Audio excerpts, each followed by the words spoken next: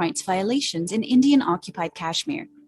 The EU officials attending the event condemned the prevailing human rights situation in Kashmir and expressed grief over use of weapons, including pellet guns on unarmed civilians.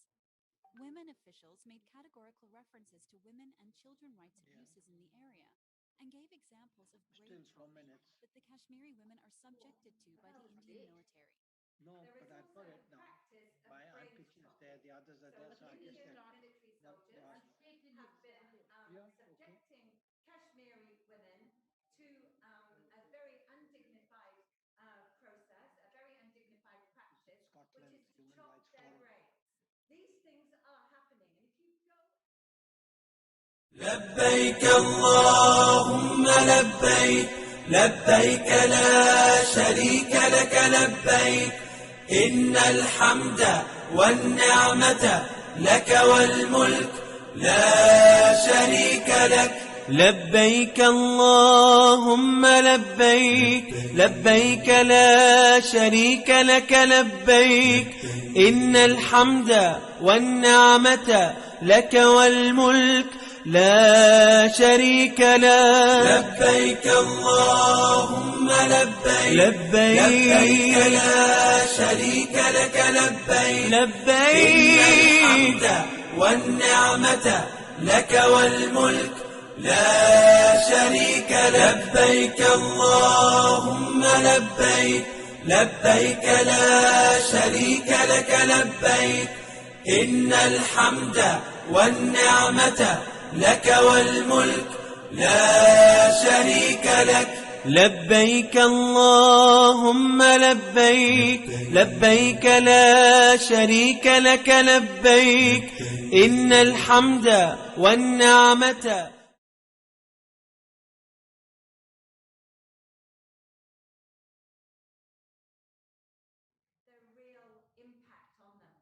Kashmir has become a thorn in India's eye. The beautiful valley has seen so much blood in the last 70 years that now the international community has also begun to see it. On 19th of February 2019, the Subcommittee on Human Rights of European Parliament conducted a historic hearing on Kashmir issue in the European Parliament in Brussels. It was attended by around 400 to 500 people, including human rights activists, Kashmir diaspora, members of European Parliament, UN, and several EU officials. Mr. Wajid Khan, member European Parliament, UK, alongside another 15 to 20 members of European Parliament and the Pakistani ambassador in Brussels, highlighted the issue of human rights violations in Indian-occupied Kashmir. The EU officials attending the event condemned the prevailing human rights situation in Kashmir and expressed grief over use of weapons, including pellet guns on unarmed civilians. Women officials made categorical references to women and children rights abuses in the area and gave examples of braid chopping that the Kashmiri women are subjected to by the Indian military. There is also the practice of braid chopping. So Indian military soldiers have been subjecting Kashmiri women to a very undignified process, a very undignified practice, which is to chop their brains. These things are happening, and if you go and meet with the women, you will see it and hear it for yourself. EU officials also mentioned half-widows, women whose husbands have remained disappeared for years and they knew nothing about their whereabouts.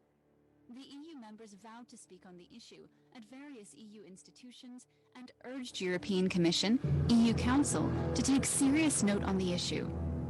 UN Rapporteur of UNHCR Office, Geneva on Kashmir, Madam C. Chung, presented her UN report and highlighted grave human rights violations in Kashmir. Millions of people in Kashmir have been denied their basic human rights. Although the event was widely covered by leading European media houses, but is the world doing enough for the Kashmiri people?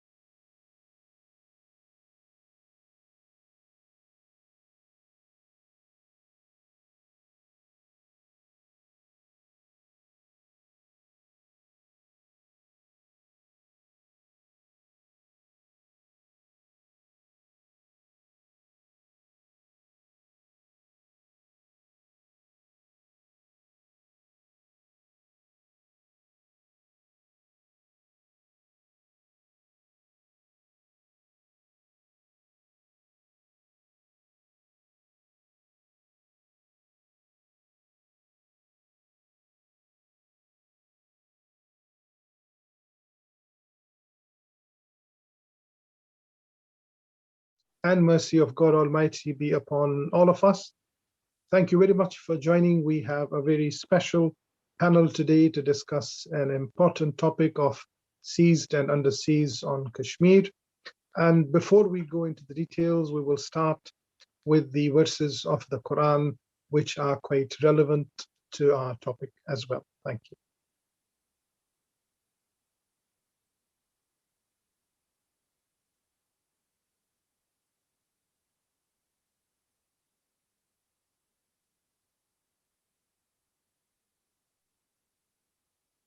Should be starting in a minute. Apologies for the slight delay.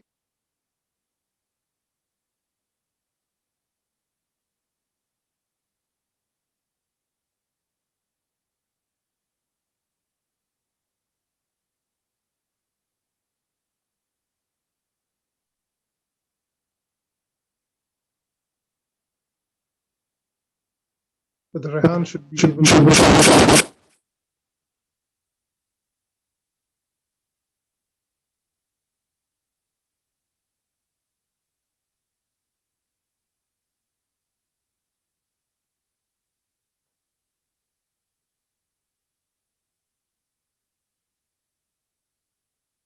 But Rehan, can I get your attention for this? And we could start with the tilawat, the verses of the Quran, please.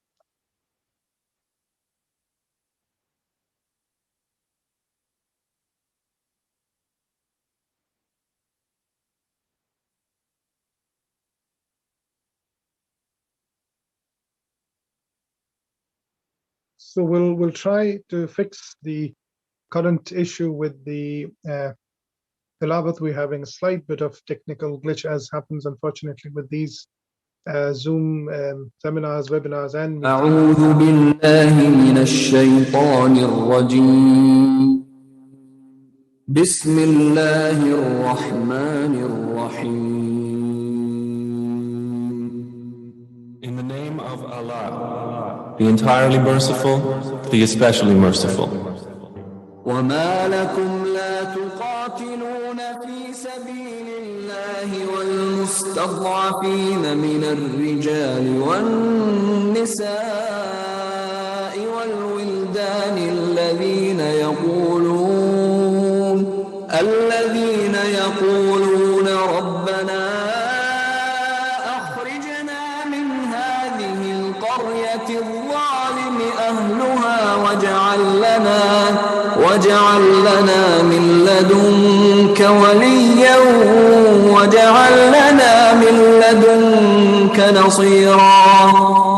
And what is the matter with you that you fight not in the cause of Allah and for the oppressed among men, women and children who say, Our Lord, take us out of this city of oppressive people and appoint for us from yourself a protector and appoint for us from yourself a helper.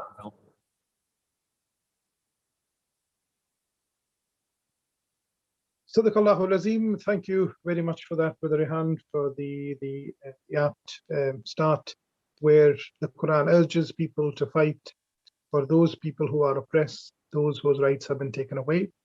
Scottish Human Rights Forum would like to welcome our special panel for tonight, inshallah, to discuss the topic seized and underseized. As you know, the siege of Kashmir has continued for so many decades now.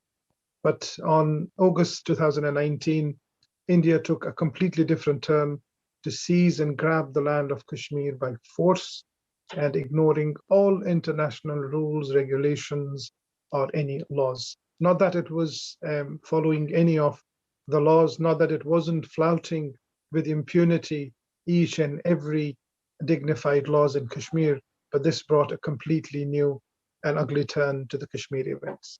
So the purpose of these webinars hosted by the Scottish Human Rights Forum is to highlight the plight of Kashmiris, to try and provide some kind of a semblance of voice to the voiceless people, men, women, and children of Kashmir, who are suffering in silence, who are struggling and are persevering in their struggle, but are not finding any international outlets that could vent their perception, their struggles, their sufferings, and we tend to provide that We also hope that one of the outcomes of these seminars would be, hopefully, to give a platform at an international level to the oppressed people of Kashmir, with a view to finding way forward, solutions, and trying to ease the pain and suffering of the struggling people of Kashmir. That has been our aim, and we will continue to try and focus on that. It has been 74, it's the 74th year of this nightmare that the Kashmiris are living under, and international community owes a responsibility, especially Britain, who were at the helm of affairs when this tragedy unfolded, when it was created, and it is an unfinished business of British imperialism that needs to be dealt with, that needs to be delivered, that needs to be looked at.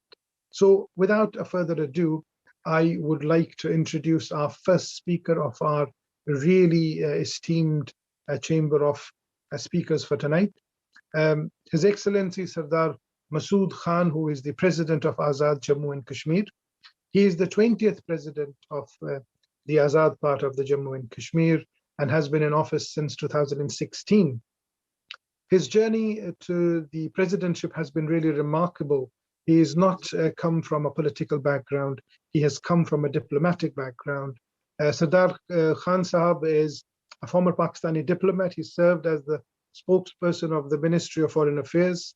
He was a Pakistan's ambassador to international organizations in Geneva and Switzerland, Pakistan's ambassador to China, and Pakistan's permanent representative to the United Nations in New York. Especially part is the ambassador part in China, which is playing a huge part in the current political scenario in South Asia.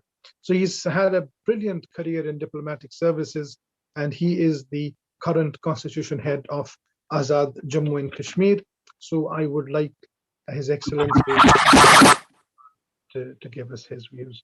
The topic that we have chosen for him to speak on today is Pakistan and Azad Jammu Kashmir government's plans to prevent of Kashmir, which is continuing for 2 years now.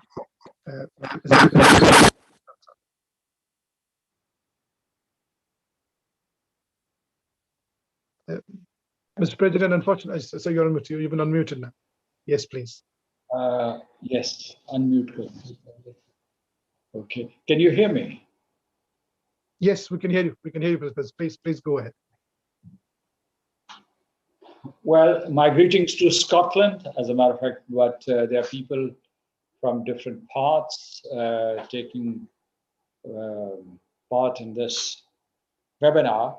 So first, let me start by thanking Dr. Irfan Jahangir for your brief but very comprehensive introduction. And I also want to thank Dr. Javed Gill, President of Scottish Human Rights Forum, for organizing this webinar. I also appreciate that you have very carefully and aptly chosen the title for this webinar, which is Kashmir Seized and Under Siege, because most of the people tend to say that Kashmir is under lockdown. And I always point out that lockdowns are meant to save lives, like you have COVID-19 lockdown. But what we see in the Indian occupied Jammu and Kashmir is siege.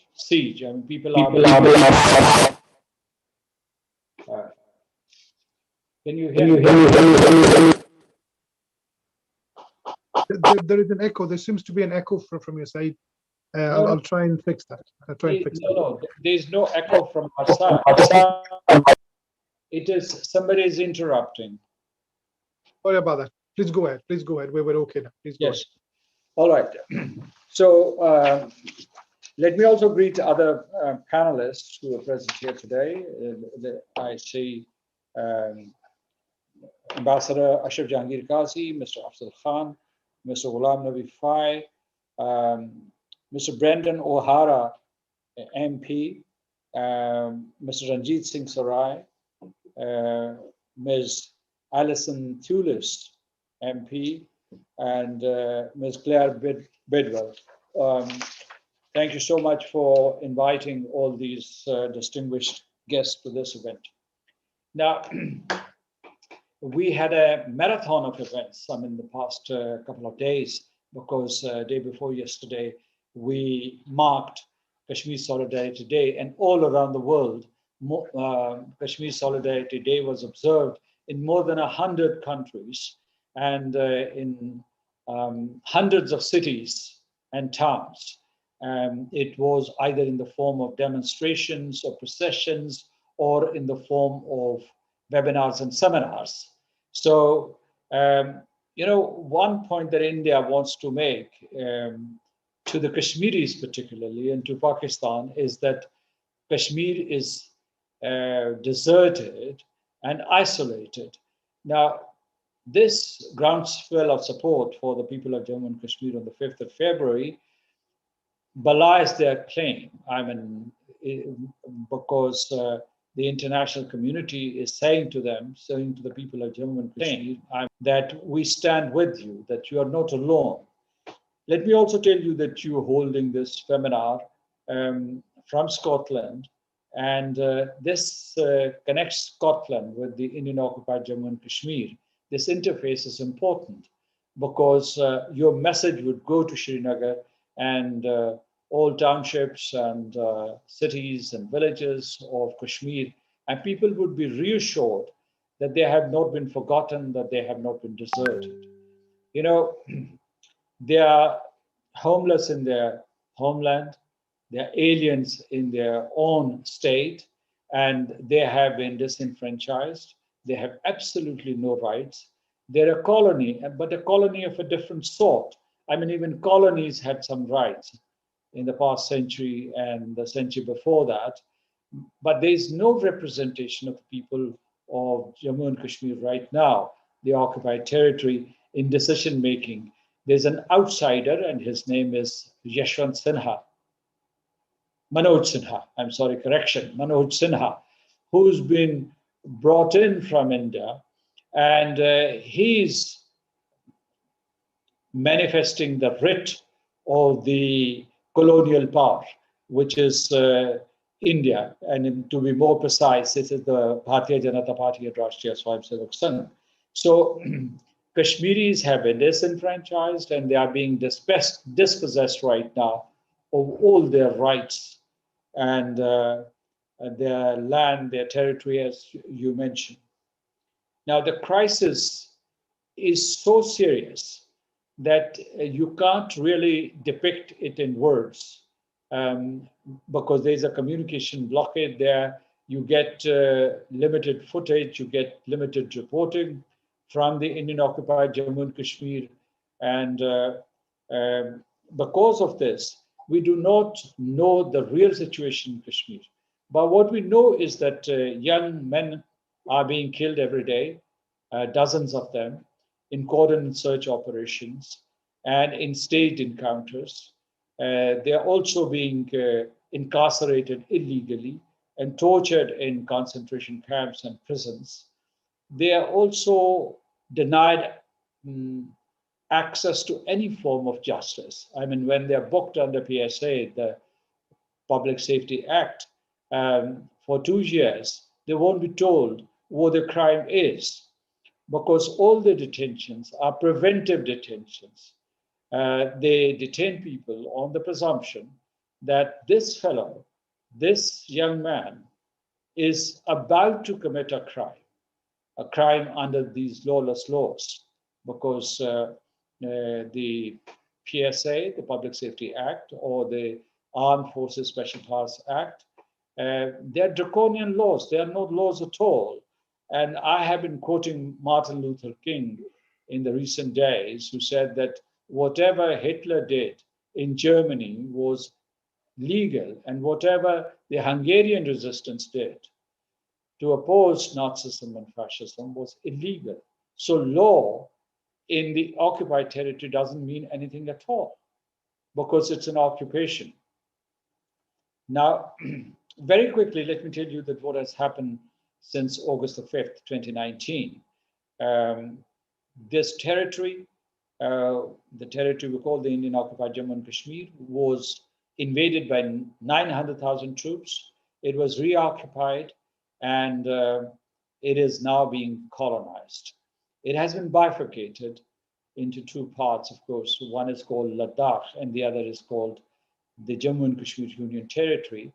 And this decision, or all these decisions, have been taken without the consent of the people of Jammu and Kashmir.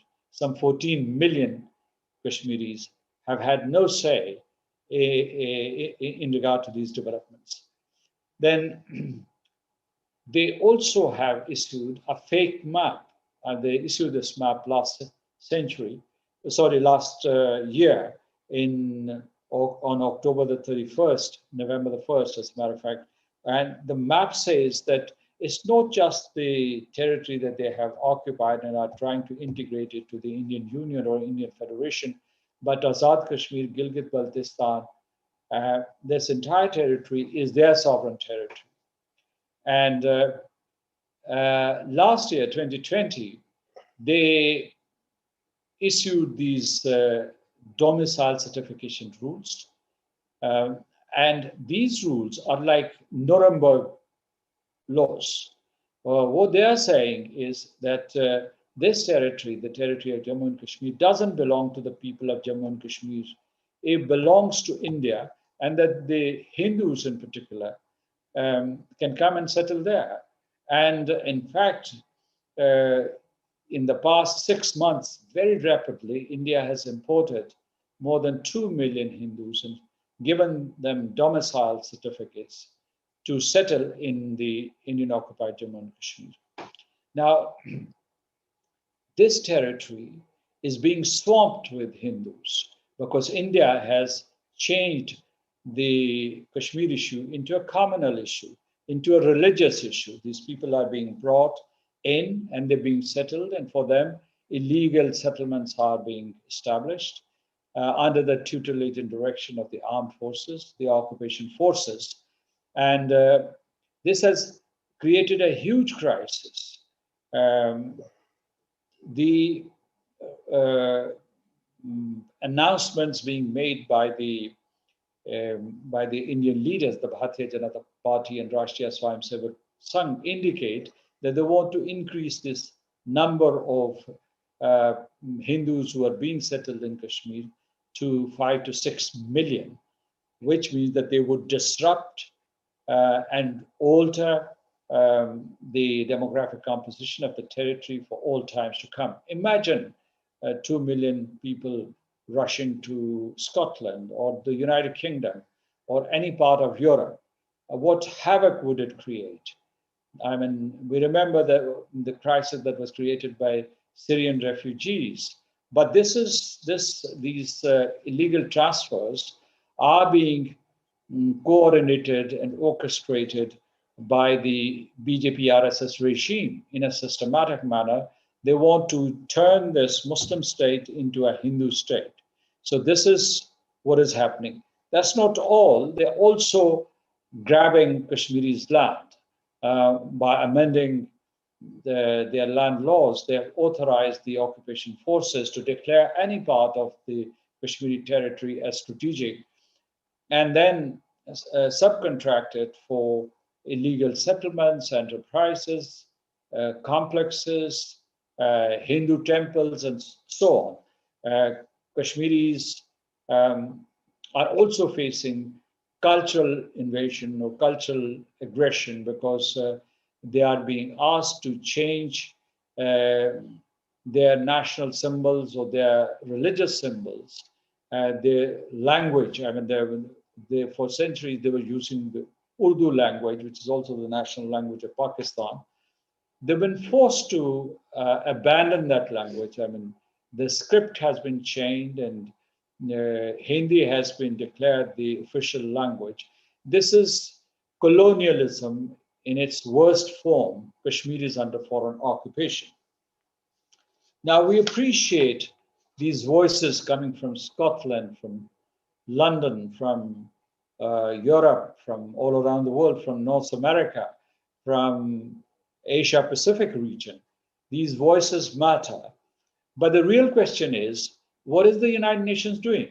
Because according to the United Nations Charter, it is duty bound to intervene and save the people of Jammu and Kashmir from the scourge of genocide and war. A war has been, a proper war, conventional war has been imposed on the people of Jammu and Kashmir. The only difference is that the Kashmiris, whom occupation forces declare combatants, they are unarmed civilians, they are non-combatants. And whatever India is doing in the occupied territory is genocide, is ethnic cleansing, it's war crimes, it's crimes against humanity, in accordance with the definitions of the Fourth Geneva Convention, Additional Protocol 1, also ICC Statute, Genocide Convention itself, a raft of Security Council resolutions which constitute hard international law, which is applicable in this situation. So, but India is committing these crimes with impunity. And I think that when big powers like the United States, United Kingdom, France, or Russian Federation, they do not speak up. They are permanent members of the Security Council, and they do not speak up. Their silence, as a matter of fact, underwrites the crimes against humanity being committed by the genocidaires in the occupied territory. And in fact, we know, I didn't mention China. I mean, we are beholden to China because it facilitated the discussion on Kashmir in the Security Council after a lapse of about 50 years. So we're thankful to China for playing that constructive role. But I think it's a time for making decisions. It's no time for just lamenting and just issuing statements. And the webinar that you're hosting today, it's important because it is raising awareness about the situation in Jammu and Kashmir. It is shining a light on the horrendous scenario which develops every day there. And it is catastrophic. I've called it a human rights apocalypse. Kashmir is a hot spot of state terrorism. Kashmir is a hot spot of Islamophobia, and nobody is paying attention.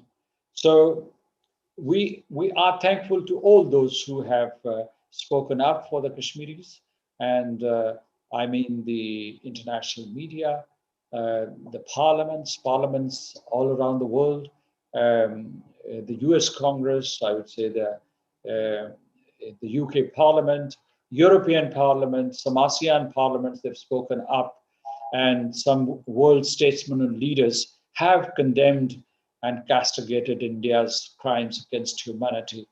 But that's not enough. I mean, we're thankful to them. And this is a huge step forward in moving towards decisions that can help us save the people of Jammu and Kashmir from total annihilation.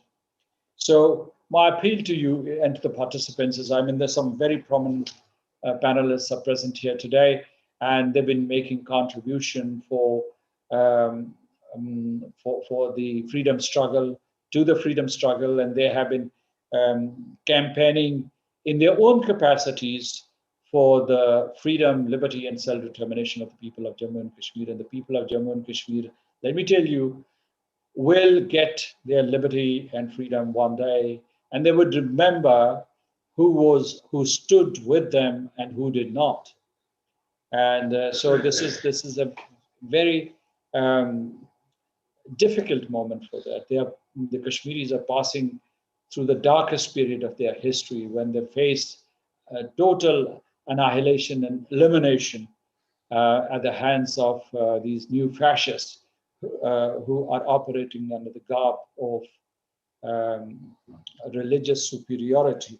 So what I want to say is that while these webinars are important, and in fact the documentary that you were showing was very compelling, very strong imagery. One could see the plight of the people of Jammu and Kashmir. I appeal to you, and especially to the parliamentarians, to reach out to the United Nations Security Council, ask the United Nations Security Council to debate this issue, to issue a presidential statement. This should be a beginning, and then move towards revisiting or discussing those the implementation of the resolutions which are there on the Security Council's agenda, and they have yet to be implemented. What is the crux of these resolutions? The crux is referendum or plebiscite. Second, I would say, and these MPs can reach out to the High Commissioner for Human Rights, United Nations Secretary General, Human Rights Council, the Special Representative of the United Nations Secretary General on genocide, so that that representative can ascertain whether it is genocide or not. We're saying it is genocide. The Genocide Watch of the United States of America has said that it's genocide, that Kashmir has entered an advanced stage of genocide, stage 8 out of 10 stages. And stage 9 is annihilation, and they're facing this impending annihilation. So these communications are very important. The United Kingdom has influence within the Commonwealth and also with the Interparliamentary Union. Also start thinking of punishing India, holding India accountable. Why should India be given an exception in this regard? I would say, for instance, when Hitler was held accountable, or Hitler's cohorts were held accountable, why can't Narendra Modi be held accountable and his cohorts be held accountable for the crimes against humanity that they are committing with impunity? There should be tribunals.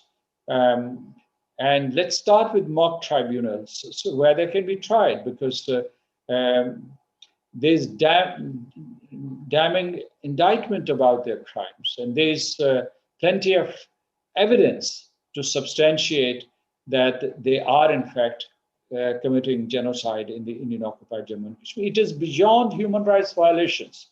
You know, when we talk about human rights violations, it sounds as if we are indulging in sophistry or euphemisms. It is beyond that. It's something existential. You're being obliterated. The people of Jammu and Kashmir are being obliterated. My final thoughts are that one is accountability. The other is that we must think of starting boycott, divestment, and sanctions movement against India, because this is important. And I would appeal to the United Kingdom and to Scotland not to put weapons in the hands of the Indian fascists and genocidaires, because your weapons end up killing these innocent Kashmiris. Or don't invest in India, because that empowers India, and give them some sort of signal. Withhold your support from India.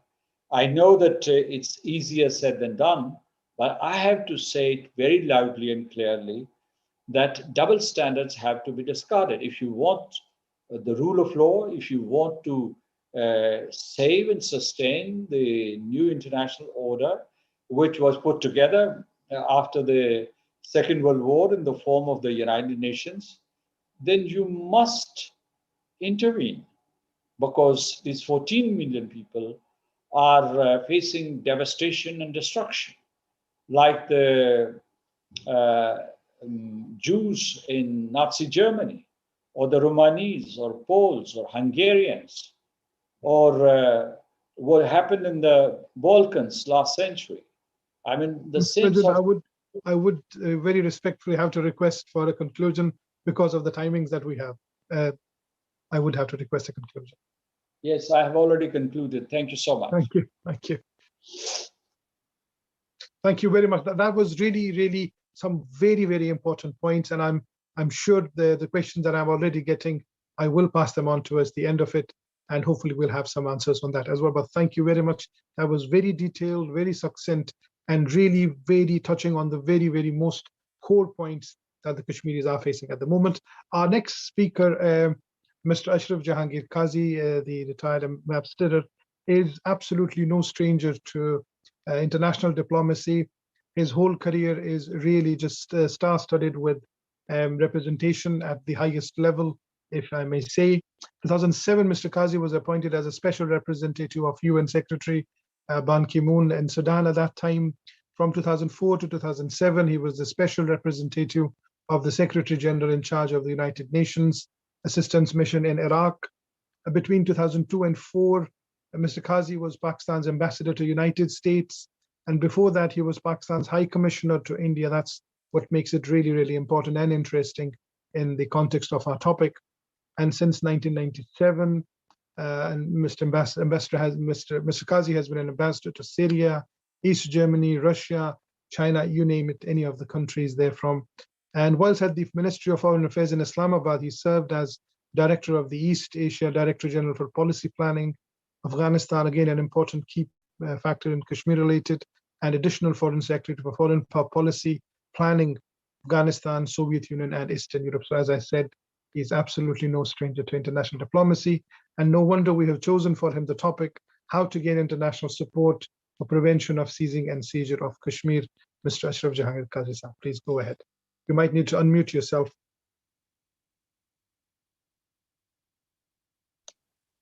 Yes, can you hear me?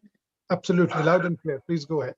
Well, Assalamu alaikum to my friends, and how do you do to my other friends here. It's a great privilege to be invited to this very, very important meeting, and I'm privileged to be among such a distinguished panel. And my respects to the President of Azad Jammu and Kashmir, Sardar Sahib. The only way to gain international support for the prevention of genocidal repression in Indian-occupied Kashmir and nuclear catastrophe in South Asia is for the international community to realize the extreme gravity of the current Kashmir situation. India and Pakistan are neighboring nuclear weapons states. They have irreconcilable positions and mutually exclusive narratives regarding Kashmir. They have gone to war over the dispute on more than one occasion. Today, despite the Pakistan government's clear determination not to risk another war, India's relentless campaign of brutal repression against the majority of the Kashmiri people is setting the scene for a major conflict and catastrophe.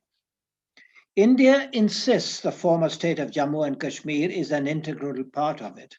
It refers to Azad Jammu and Kashmir as POK, Pakistan Occupied Kashmir, and insists on the right to liberate it.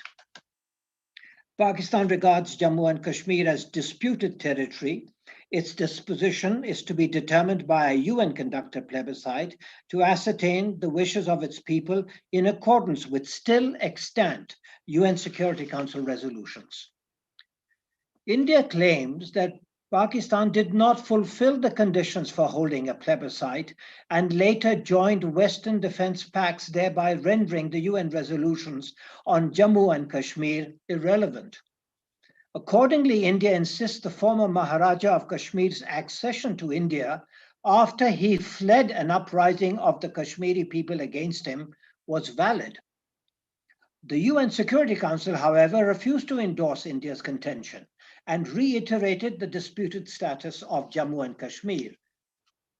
Nothing can derogate from the inalienable and internationally acknowledged right to self-determination of the people of Kashmir. The UN Secretary General and his predecessors have, however, noted that the UN Security Council resolutions on Jammu and Kashmir were adopted under Chapter 6 of the UN Charter. While Chapter 6 resolutions are as legally valid and binding upon the parties as Chapter 7 resolutions, they do not have an enforcement mechanism to deal with the obduracy India has displayed regarding Jammu and Kashmir. Accordingly, the UN Secretary General has urged the two parties to the Kashmir dispute to peacefully negotiate a settlement acceptable to the people of Kashmir. This reference to the people of Kashmir is a reiteration of their right of self-determination. Moreover, the UN Secretary General also has discretion under Article 99 of the UN Charter to bring the matter to the attention of the UN Security Council if he perceives or apprehends a threat to the peace. Accordingly, he needs to seriously consider doing so, given the impending catastrophe. The Kashmir dispute is not just a territorial dispute between two countries. It is even more and fundamentally a political and human rights issue concerning the people of the former state of Jammu and Kashmir. Accordingly, no agreement between India and Pakistan, such as the similar agreement or the Lahore Declaration, can be validly interpreted as derogating from the UN acknowledged and still unexercised rights of the people of Jammu and Kashmir. That would be a clear violation of the UN Charter. There have been several attempts by India and Pakistan to negotiate a bilateral settlement of the Kashmir dispute. They have all founded on India's insistence that the whole of Jammu and Kashmir is its territory, the Kashmir dispute is no longer exists, and India's only purpose in agreeing to talks on Kashmir with Pakistan is to ask it to stop its interference in India's internal affairs and cease its terrorist activities. As a result, all efforts at a negotiated settlement have been vitiated from the outset. The only partial exception was the so-called back-channel talks of 2004-2005, where a number of interim understandings were tentatively reached, which may or may not have survived once they were made public. One could argue a negotiated stalemate need not threaten the peace between the two countries. In a longer-term context, a gradual and cumulative process of mutual cooperation and confidence and security building measures could, through their impact on public opinion in both countries, eventually bring about breakthroughs on core issues that previously eluded negotiated progress. Whatever the merits of such arguments, they were all made irrelevant and redundant on August the 5th, 2019, when India split Indian-occupied Kashmir into two union territories in flagrant violation of UN resolutions and the similar agreement, which was rendered defunct, thereby removing the basis for any dialogue with Pakistan. Since the line of control derived from the similar agreement, it has also become moot as a result of India's decision on August the 5th, 2019. An extended double lockdown, one for security, reinforced by another in the name of the pandemic, has been in continuously in occupied Kashmir, especially in the valley, for 18 months, including a massive communications blackout, denial of basic services, separation of families, relocation of children, deadly night raids on homes, making laws and regulations to facilitate a demographic transformation in the valley, as was described in detail by the president himself. Several Indian ministers even called for taking Kashmiri brides for Hindu men. Since then, 150 Indian laws have been extended to Indian-occupied Kashmir and 164 state laws annulled. The registration of property transactions has been shifted to the Revenue Department from the judiciary in order to avoid judicial scrutiny. Several state commissions dealing with human rights, accountability, information, etc. have been closed. State departments were renamed with Hindu names in a Muslim majority state that India claims as its own. New domicile laws were promulgated to facilitate taking land from Kashmiris for non-Kashmiri settlement. And as we've been told, 2 million have already come in. So-called strategic areas have been identified for military infrastructure and settlement. Foreign media is banned from visiting the valley.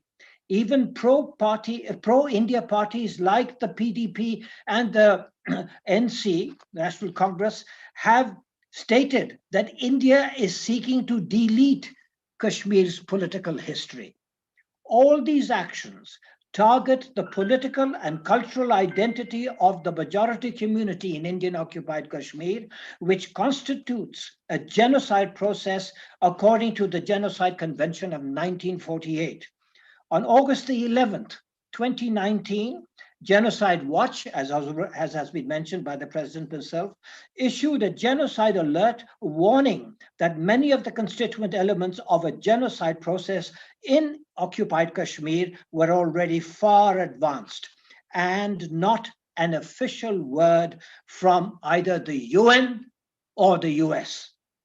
The Indian government knows it cannot politically and economically placate the overwhelming majority in the Kashmir Valley, nor can it permanently eliminate the indigenous resistance through conventional repression.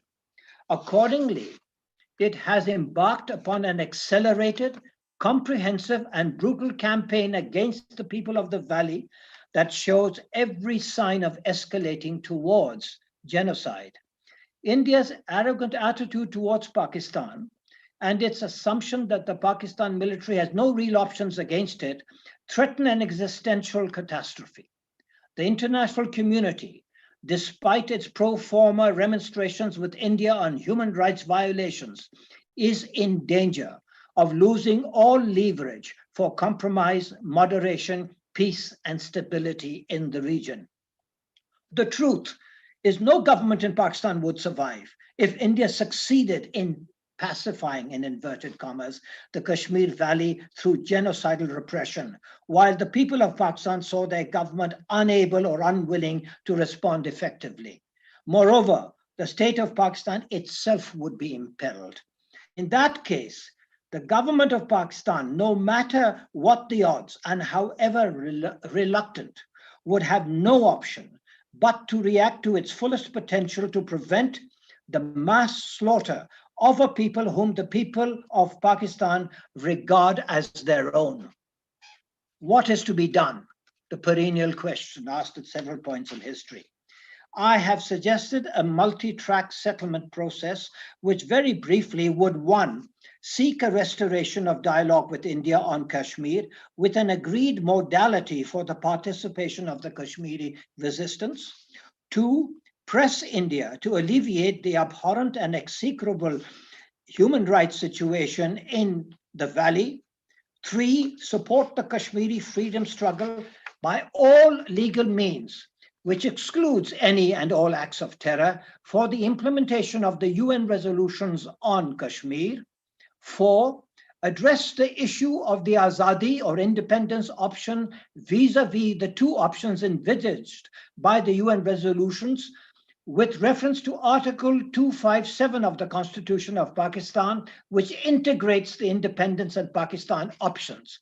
Five, intensify Pakistan's diplomacy and lawfare for a settlement which protects the human and political rights of the Kashmiris and avoids catastrophic outcomes.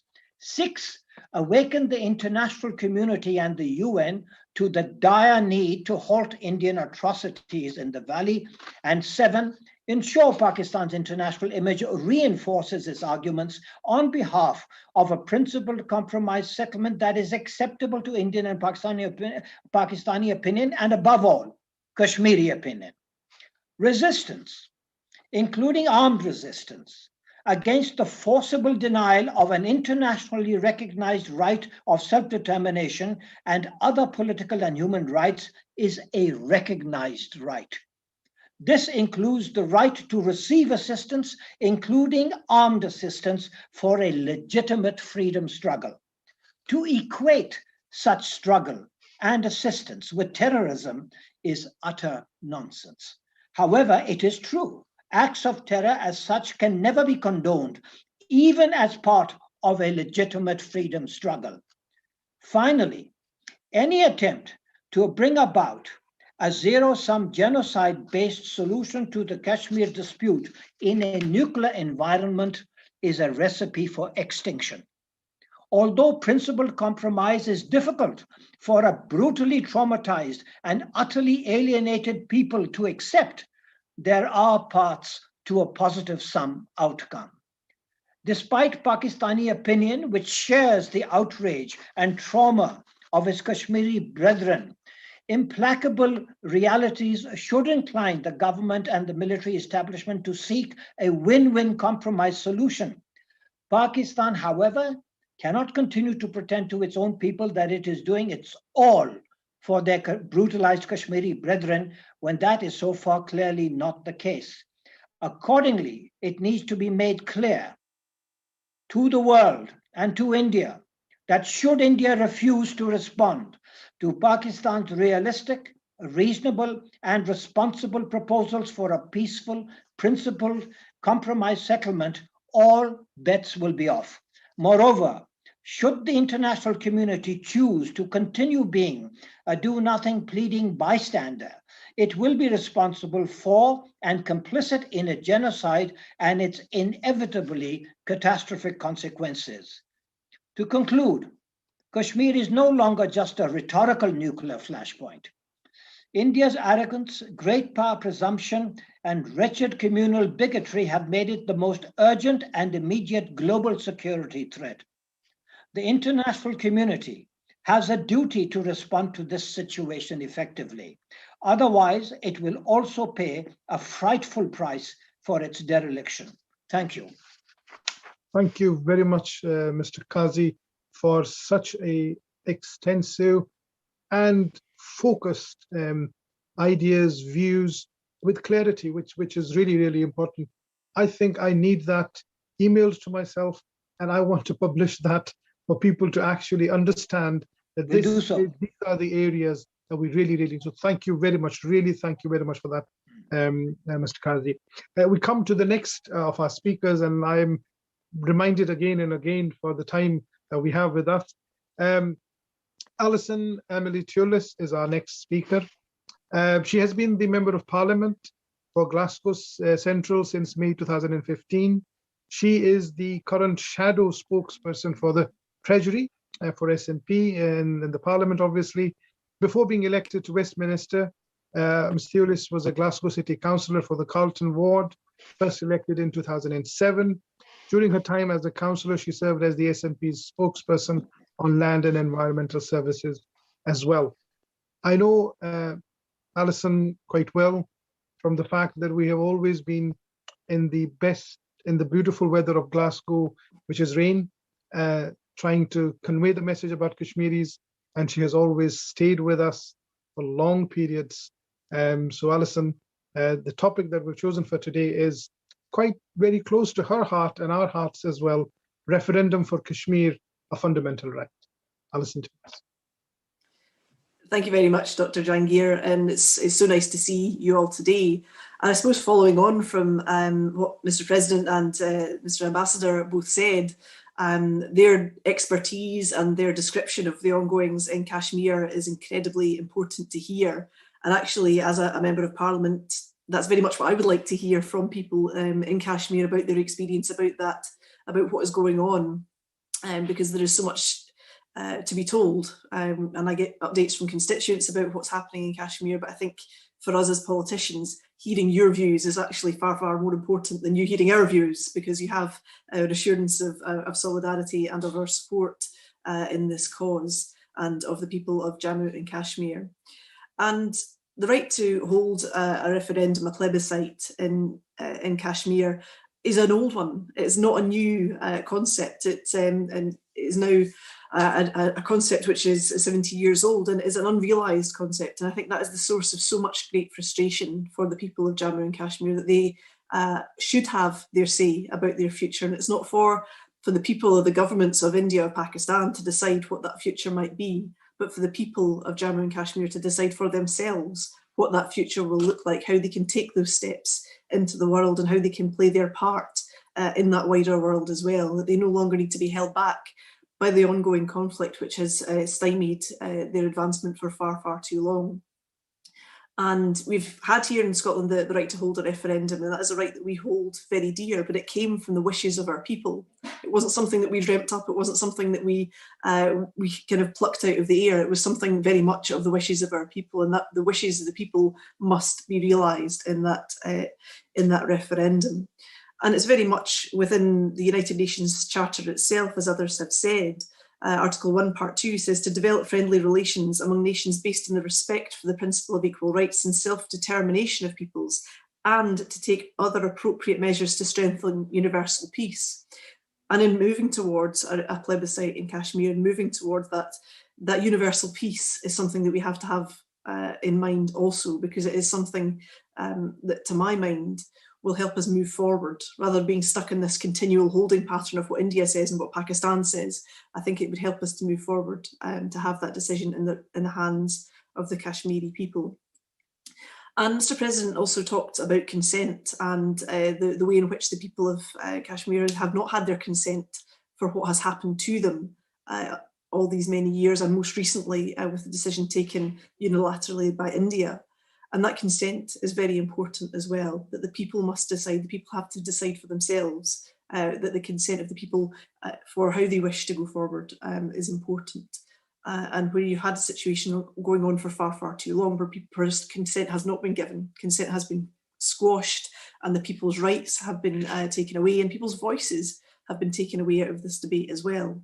I think we need to restore that consent and make sure that that is a part of this as well. And having the communication channels shut down and the lack of ability to come in and look at what was going on in Kashmir and ensure that people's rights are maintained, I think it's incredibly important that we as politicians do all that we can to push that cause, to push those things, and to push the UK government as well, because as it has been said, the UK government has a very special responsibility and obligation to the people of Jammu and Kashmir, an obligation that is now long lasting and has yet to be taken. And the UK government cannot ignore the ongoing situation, and my constituents will not let them ignore it, and the people of Glasgow will not let them ignore it. And as Dr Jahangir referenced, we've been out in the street in the rain campaigning for that voice to be heard and for that pressure to be put on the UK government.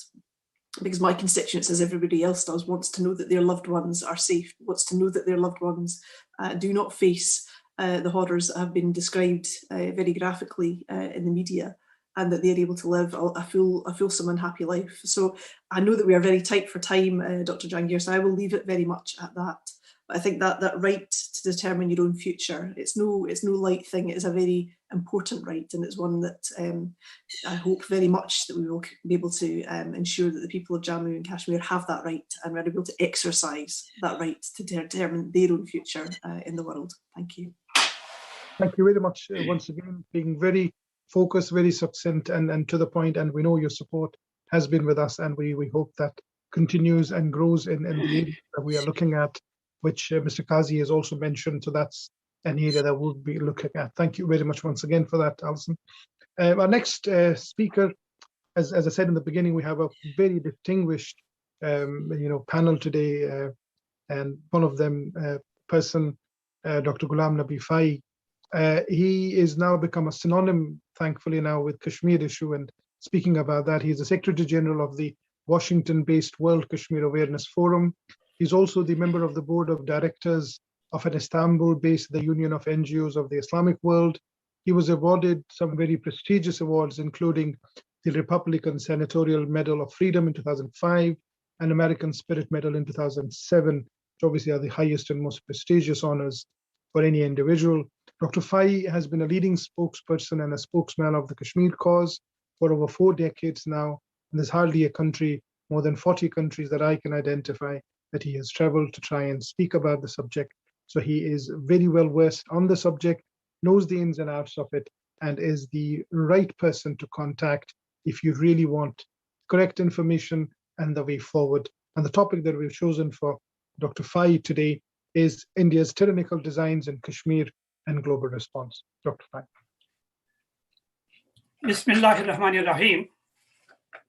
First of all, let me thank Scottish Human Rights Forum, in particular Dr. Javed Gil Sahab, and my fellow Kashmiri brother, Dr. Irfan Jahangir, I am honored to listen to our global diplomat, President of Azad Kashmir, and very esteemed Ambassador Jahangir Qazi Sahab and Honorable Alison Thevis.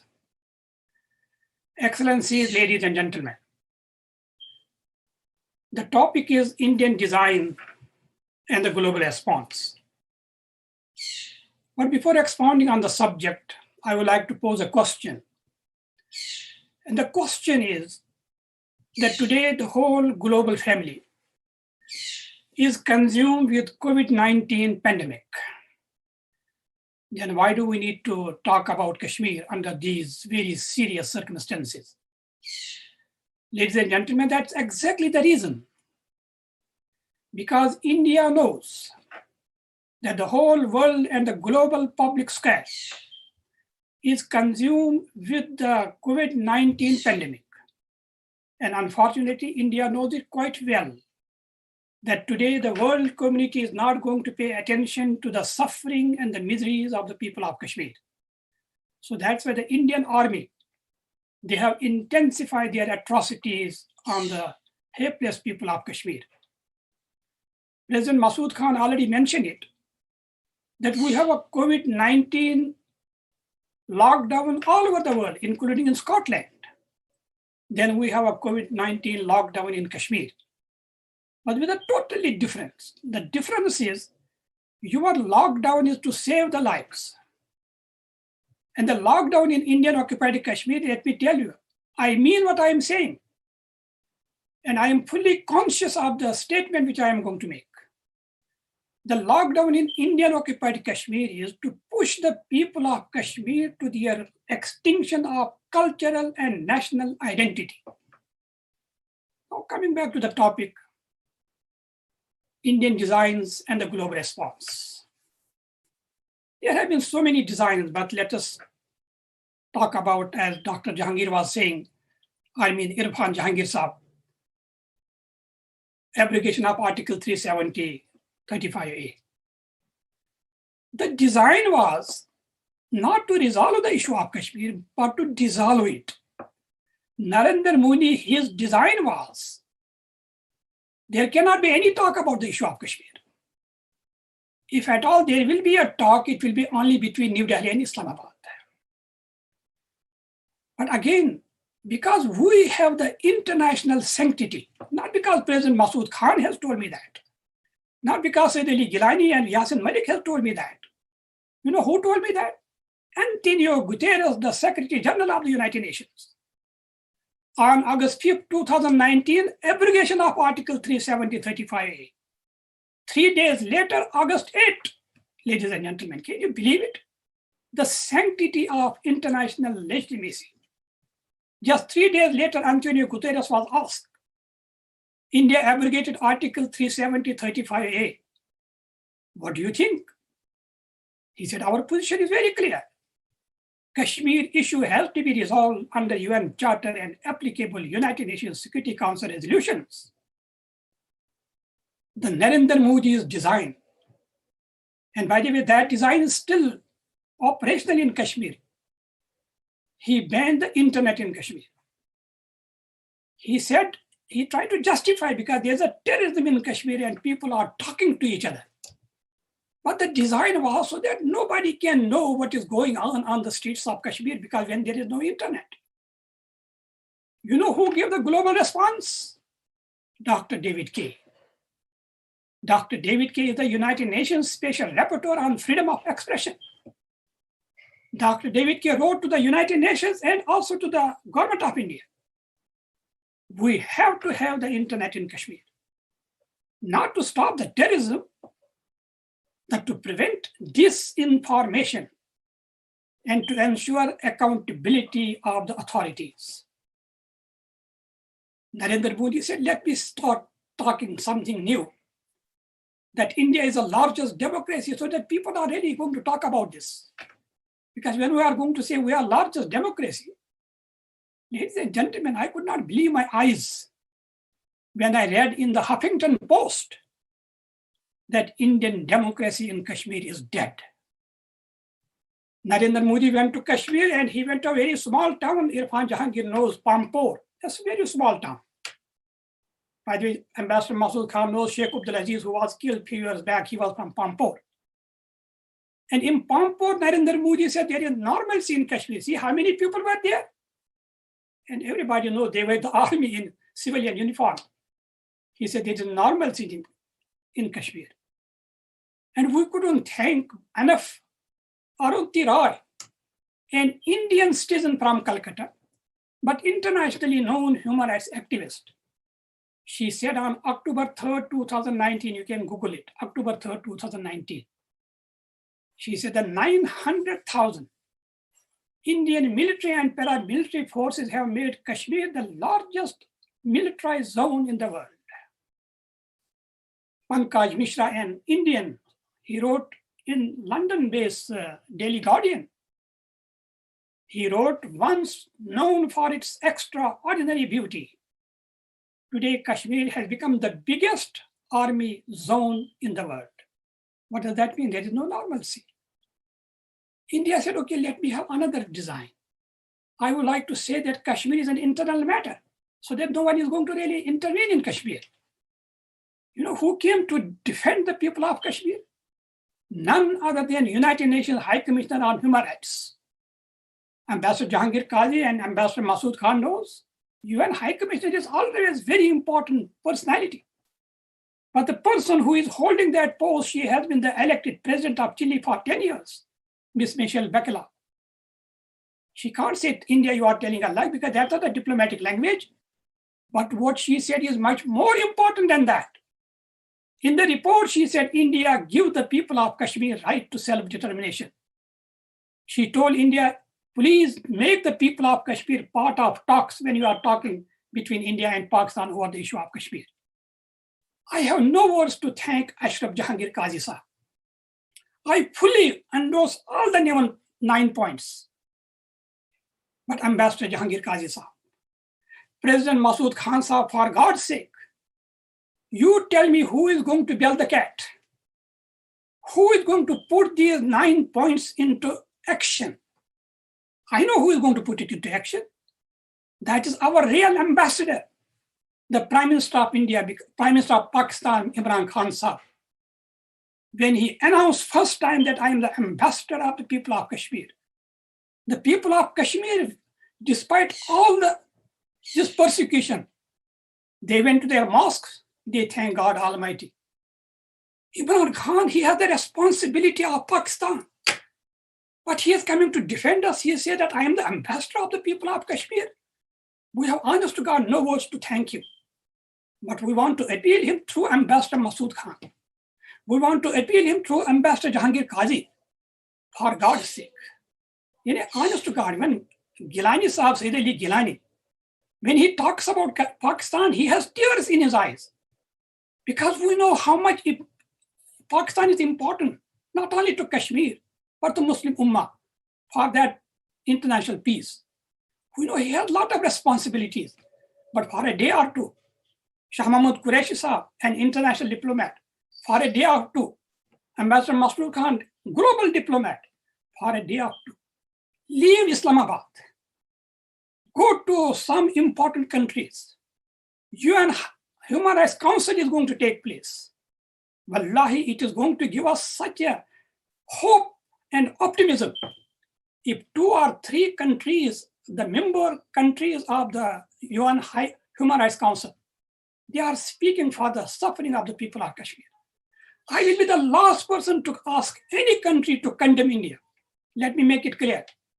I would not like any member country of the UN Human Rights Council to condemn India in the Human Rights Council, but say only one thing, that this council, this United Nations has given the right to self-determination to the people of Kashmir. So let us try to fulfill that right. And last point, ladies and gentlemen, pen and intellect is very important.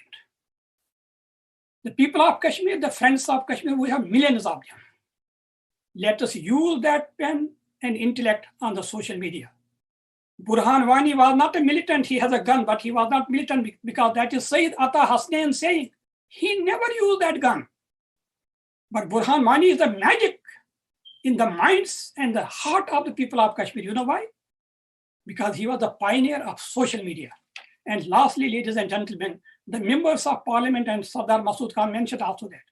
Please, we are honest to God, we are really thankful to you, particularly the member of parliament of UK. You have spoken not once, not twice, dozens of times. But can you write to the Secretary General of the United Nations a joint letter, exactly what Ashraf Jahangir Qadi Sahab was saying, what President Masood Khan Sahab was saying? An email is very simple. SG, Secretary General, SG stands for Secretary General, sgcentral@un.org. Your letter to the Secretary General, your letter to UN High Commissioner of Human Rights, I think it is going to make a difference. With that, ladies and gentlemen, I have really no words to express thanks, not only to the Commission and the Scottish Commission, but the members of Parliament. I can see only few here, but I have been reading about you. May God bless you. Wassalamu alaikum wa rahmatullahi ta'ala wa barakatuh.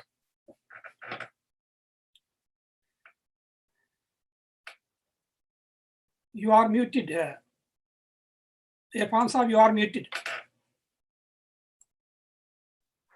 My apologies. I was muted.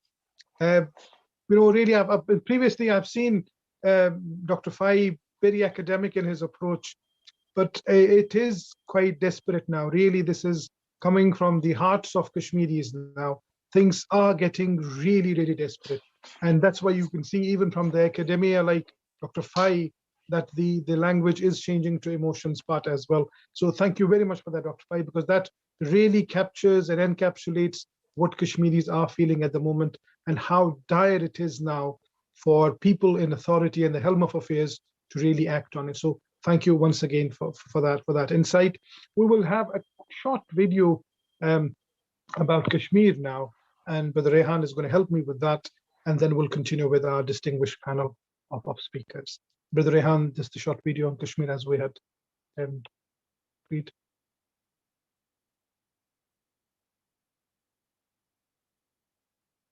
A real impact on them. Kashmir has become a thorn in India's eye. The beautiful valley has seen so much blood in the last 70 years that now the international community has also begun to see it. On 19th of February 2019, the Subcommittee on Human Rights of European Parliament conducted a historic hearing on Kashmir issue in the European Parliament in Brussels. It was attended by around 400 to 500 people, including human rights activists, Kashmir diaspora, members of European Parliament, UN, and several EU officials. Mr. Wajid Khan, member European Parliament, UK, alongside another 15 to 20 members of European Parliament and the Pakistani ambassador in Brussels, highlighted the issue of human rights violations in Indian-occupied Kashmir. The EU officials attending the event condemned the prevailing human rights situation in Kashmir and expressed grief over use of weapons, including pellet guns on unarmed civilians. Women officials made categorical references to women and children rights abuses in the area and gave examples of braid chopping that the Kashmiri women are subjected to by the Indian military. There is also the practice of braid chopping.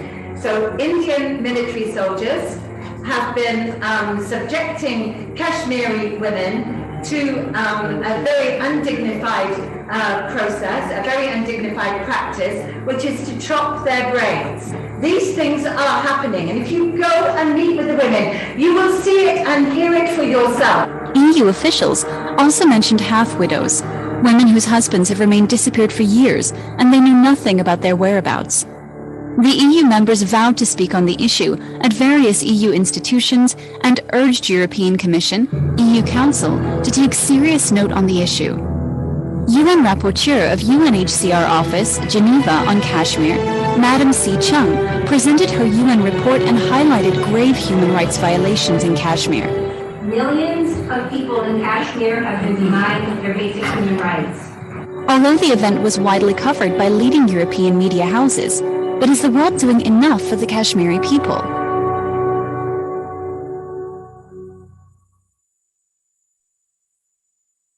Thank you very much for that, Brother Rehan. So we move on to the next panelist. Again, as I said, all the distinguished members we have, and Mr. Afzal Khan, who is the MP, the UK Parliament, a member of the UK Parliament for the Manchester Gorton constituency. Again, no stranger to Kashmiri society, Kashmiris, UK, as well as the international level, speaking on Kashmir anytime and every time he has been requested. He was formerly the Lord Mayor of Manchester for the year 2005 to 6 and member of the European Parliament from 2014 to 17. He's himself a Kashmiri and obviously feels the pain and misery of Kashmiris inflicted by the occupation of Indian armed forces. He's also the vice convener of the cross-party parliamentary group at Westminster. And the topic that we have chosen for him today is obviously quite relevant to it, and that is British MP's role to wake up British foreign policy on Kashmir. Mr. Afzal Khan.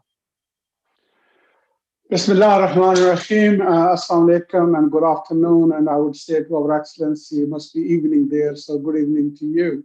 It's an honor to be here, to join this distinguished panel that you said. And can I just start by congratulating you actually for putting this panel together in this event and the Scottish Human Rights Forum.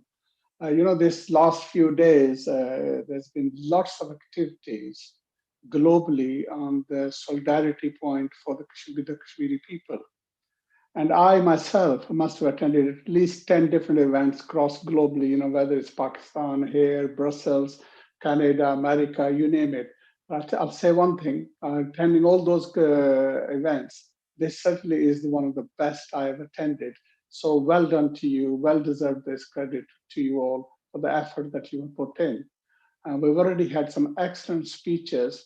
And of course, Azad, the Jammu Kashmir's president, I've known for many, many years. And I've listened to him many times, who is an excellent on the whole subject. But today, listening to our former ambassador, Ashraf Jahangir Qazi Saab, I thought he was so concise, and so correct in the whole historical context and with the relationship of the globally and multilateral organizations. So like you said to him, sharing that his notes will be excellent. I certainly would love to read those notes again. Now, I think our previous speakers have touched on the deep issue of the suffering of the Kashmiri people. You yourself started today's event with 74 years of history, hundreds of thousands of people have lost their lives, mass rapes, mass murders, mass everything you can think of is happening in Kashmir. So in that sense, it really is important and urgent that we all do whatever we can. And whenever, of course, we have these events of solidarity, then one of the key points within the solidarity is also to take stock. And I think the way you laid out this program really is helping us to focus on different aspects where we need to improve on. You've asked me to talk about in the British parliamentarian and British foreign policy, so I'll fundamentally will focus on that. But I think at the heart of that is the current Indian government. Of course, the cause of the Kashmiris is a simple, straightforward, in the sense that they want the international law to be applied, they want peace, they want to see democracy. So all those things are pretty fundamental, which we all agree with and we should support. But I think what is dangerous, I think, at the moment is this whole direction of the current Indian government, the BJP, this whole Hindutva ideology. And I think it's not only dangerous just for the Kashmiris, I honestly believe that they are actually seriously causing concern for the whole world peace. And I say this not in any light words I'm using this, but I genuinely believe the direction they're traveling, instead of India being world's biggest democracy, the direction actually is could rapidly take them to be a rogue state. And that is not in anybody's interest. And therefore, the world community really needs to sit up and take stock of what's happening. So it's in Kashmir, and I would say it's also within India itself. In the last couple of weeks, we've seen those millions of the farmers and the brutality that was dished out to them. We also saw the whole the system of the Indian media, how it operates, and how it actually throws fuel on the fire instead of trying to help things in any way. That's also, I think, is a deeper issue. And then the sectarial side of the society, how it's made up of the Muslims, the Dalits, the Sikhs, the Christians, all of that suffering has been escalating. It's probably the only place in the world, in India, where for what you're eating, you can be lynched. Unbelievable. So, and then if you look at it in the wider context, almost every neighbor of India has got issue. And when you look at what's happened between China and India, in Ladakh side of the border, again, it shows you the alarm bell should be going. So it's no longer at 2 nuclear powers. You now have 3 nuclear powers. On top of that, what you have is these 3 military powers are in the top 10 in the globally. So in the both in nuclear point of view and conventional military strengths, all that, they're the top 10. So it shows you actually the risk the world is actually facing. So that brings me to my key subject, which is about Britain. Why Britain, in the sense that we have to play a part? Why the parliamentarians actually need to do better than what they've been doing? And in essence, I would say there are 4 key things why I think Britain needs to be dragged now into their proper position and the role that they need to discharge. So the first point I would say for that is that for us, as the 1 or 2 speakers have already touched on, it's the whole historical background, the way our past is, our imperial past is, the British Raj, and how we've left this issue unresolved. The fact that now 70 plus years have passed doesn't dissolve us of that responsibility to make sure that we play our part in order to sort that issue. And the second point I would say is that the UK is a permanent member of Security Council. One of the fundamental role is to preserve the peace in the world. And I've already outlined, a number of speakers already outlined this danger that exists there. So Britain, therefore, has a role to play in that context. And then, of course, when you look at it as a Commonwealth aspect, whatever views we may have, I think all the 3 speakers, the parliamentarians you have here today, are all pro-EU. But look, we are where we are. But then they talk about Commonwealth and the importance of it, irrespective of Brexit or no Brexit. But, the Commonwealth is important. And you again have Pakistan, India, Britain, sort of key players in the Commonwealth as well. And above all those points, I say if you just come home, in Britain itself, the issue ultimately is that you've got 3 million plus British citizens who reside here, but who have roots connected directly with India, Pakistan, and Kashmir. And therefore, in that sense, whatever is happening there is not that from our home. Of course, that is also not forget, because the fact that we're in a global world now, and the COVID-19, one of the aspects which has come home now is how the technology actually has made this truly a global village. So in all sorts of different ways, my argument is that actually we're connected. And in that sense, Britain cannot ignore it. And if you then examine then what has been happening, many parliamentarians have been engaged with this issue. Myself, I've asked the Prime Minister these questions. I've asked the Foreign Secretary a number of times. You get certain standard answers. In the heart of it, I think, is pretty same. And that is, please let us sit on the fence. It's an issue between India and Pakistan. We would like that to be resolved, but don't pull us off the fence. Again, I think that is not acceptable.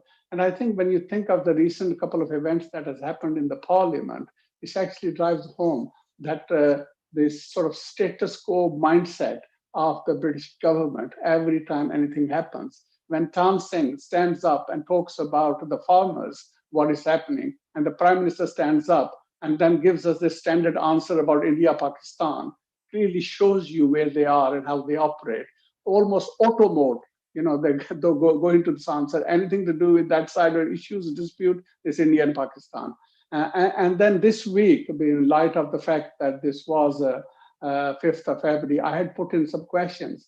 And one of the questions I had asked was if the Britain will be willing to play a role in helping to have people's tribunal. The fact that so many different institutions, the charities, the observers are not being allowed, will the Britain be supporting having a people's tribunal to look at what exactly is going on, to take evidence in that sense? And in the reply, irrespective if they want to or they don't want to, what was interesting was the reply which I got from the Foreign Office. It talked about the dispute in Myanmar.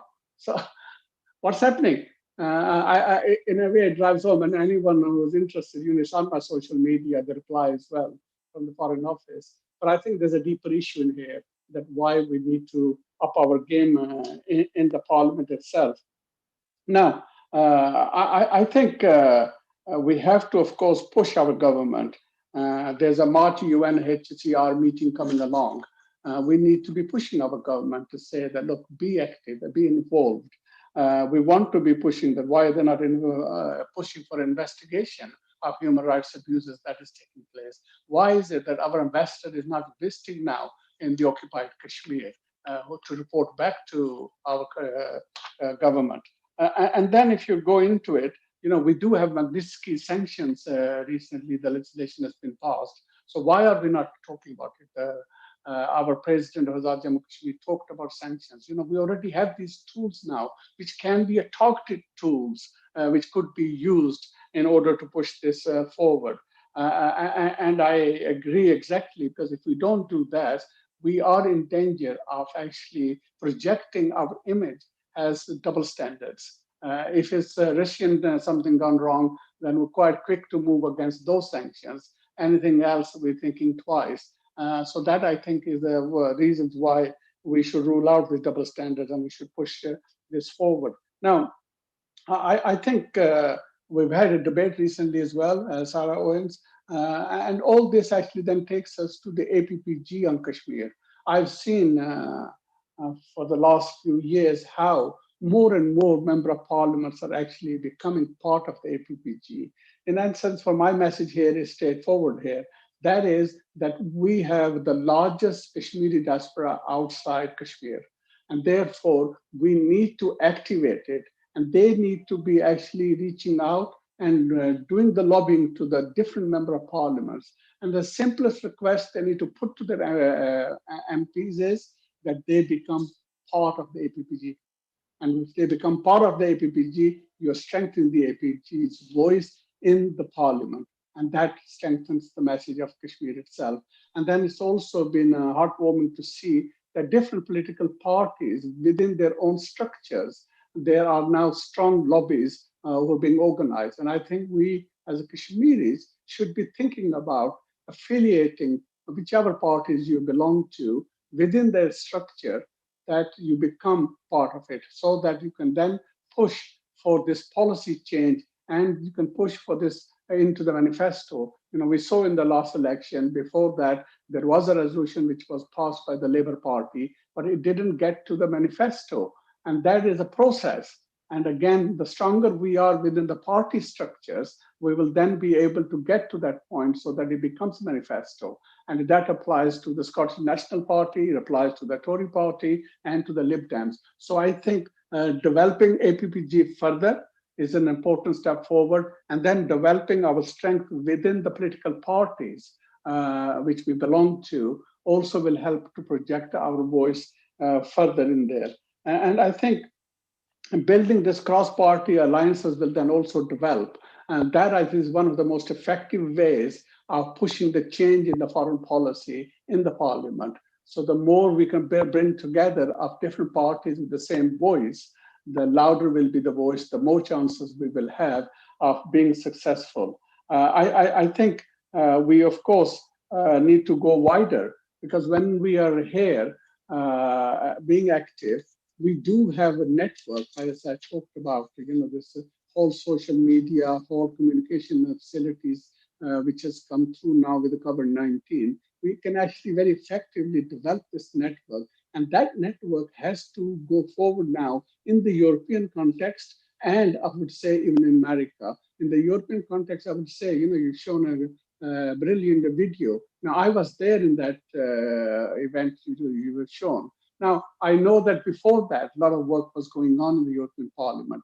But one of the key points was that the British MPs were MEPs were the main sort of bulldozer of the workers who were pushing this agenda there. We are no longer there. So we need to activate further now within the European countries as well, so that this message carries on and gets louder. And then equally, you've seen in the American context, of course, we're all glad to see the back of Donald Trump, but we've got Joe Biden now. I think there is a ray of hope there.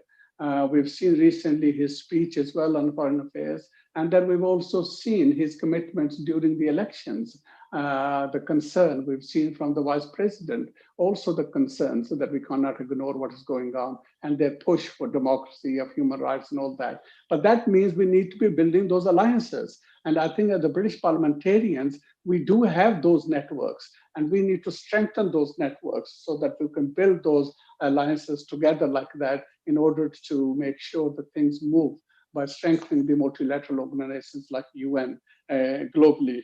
And I think finally, I'd say this, that, connected to this social media idea, one of the things is, look, image is very powerful. The Chinese proverb says, that one picture says 1,000 words. With the social media, we, I think, have challenges as well, both with the disinformation and with the correct information. So the more we do that, the better it's going to be, because we've seen from the Indian side how this is being abused. I already touched on what has been happening in India itself, but that's not all what has been happening. We've seen what happened in the European countries, in Brussels, the disinformation lab, where they had set up some 750 fake media outlets, how they set up these fake NGOs, how they set up different websites, 500 or so, and they were peddling this misinformation deliberately into these institutions. And I think one of the questions, which I've already asked the Foreign Secretary, which he failed to reply, I will be chasing on it. But look, this wasn't only happening in Brussels. This can be happening in Britain too. And we need to ask ourselves as a British government, how far is this network going? Because we know the work they were doing, it went across 116 countries. So I'm sure America isn't spared, and I'm sure Britain isn't spared. And we cannot allow a third country interfering in our democratic processes in this manner. So this disinformation correction has a responsibility with the government and of course ourselves in the social media context, that we are constantly challenging this disinformation and making sure the correct narrative is there. So thank you very much for giving me this opportunity. And again, I feel honored being part of this very esteemed guest that you put together. It was certainly a pleasure listening to our Ambassador Ashraf Jahangir Saab for his excellent contribution. Thank you very much. Thank you. Thank you very much, Mr. Khan. As I mentioned, I am receiving questions, and towards the end of it, which we are approaching, I will be giving specific questions to each of the panelists. Hopefully, they will highlight the other aspect. But thank you very much, especially for highlighting the issue of those standard answers, which sometimes can be very, very frustrating. Thank you very much for highlighting that as well. The next distinguished member of our panel is again a very, very important aspect for today's program, especially given his remit that he has. Mr. Brendan O'Hara, he is the MP and has been continuously been MP since May 2015. He currently undertakes the roles of Shadow SNP Spokesperson, Inclusive Society, and Shadow SNP Spokesperson for International Human Rights and Conflict Resolution. That's why I am so interested to hear directly from Mr. O'Hara. Please go ahead. Thank you so much for inviting me, and thank you to everyone at the Scottish Human Rights Forum for organising this afternoon's meeting. And it's a huge honour to hear from President Masood Khan and Ambassador Kazi speaking on with such authority on this matter. And it's a real pleasure for me to follow my friends and colleagues, Alison and Afzal, who are both great champions of the Kashmiri people and have done so much both in and outside of Parliament to highlight the appalling situation currently faced by the people of Kashmir. And previous speakers have given awful and harrowing detail of what the Kashmiri people are facing every day. And I'll try not to repeat too much of what they've said and concentrate my remarks looking to the future and the challenges that we as parliamentarians at Westminster are going to have to face in the not too distant future. But Ambassador Kazi was absolutely right when he said that the world does seem largely oblivious to the extreme gravity of the ongoing situation in Kashmir.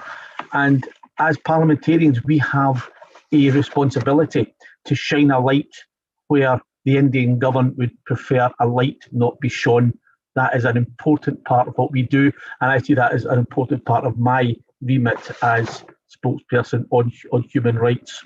And Afsal and yourself, Dr. Jahangir, were right, because like so much conflict elsewhere in the world, the root causes of this can be traced back to British colonialism.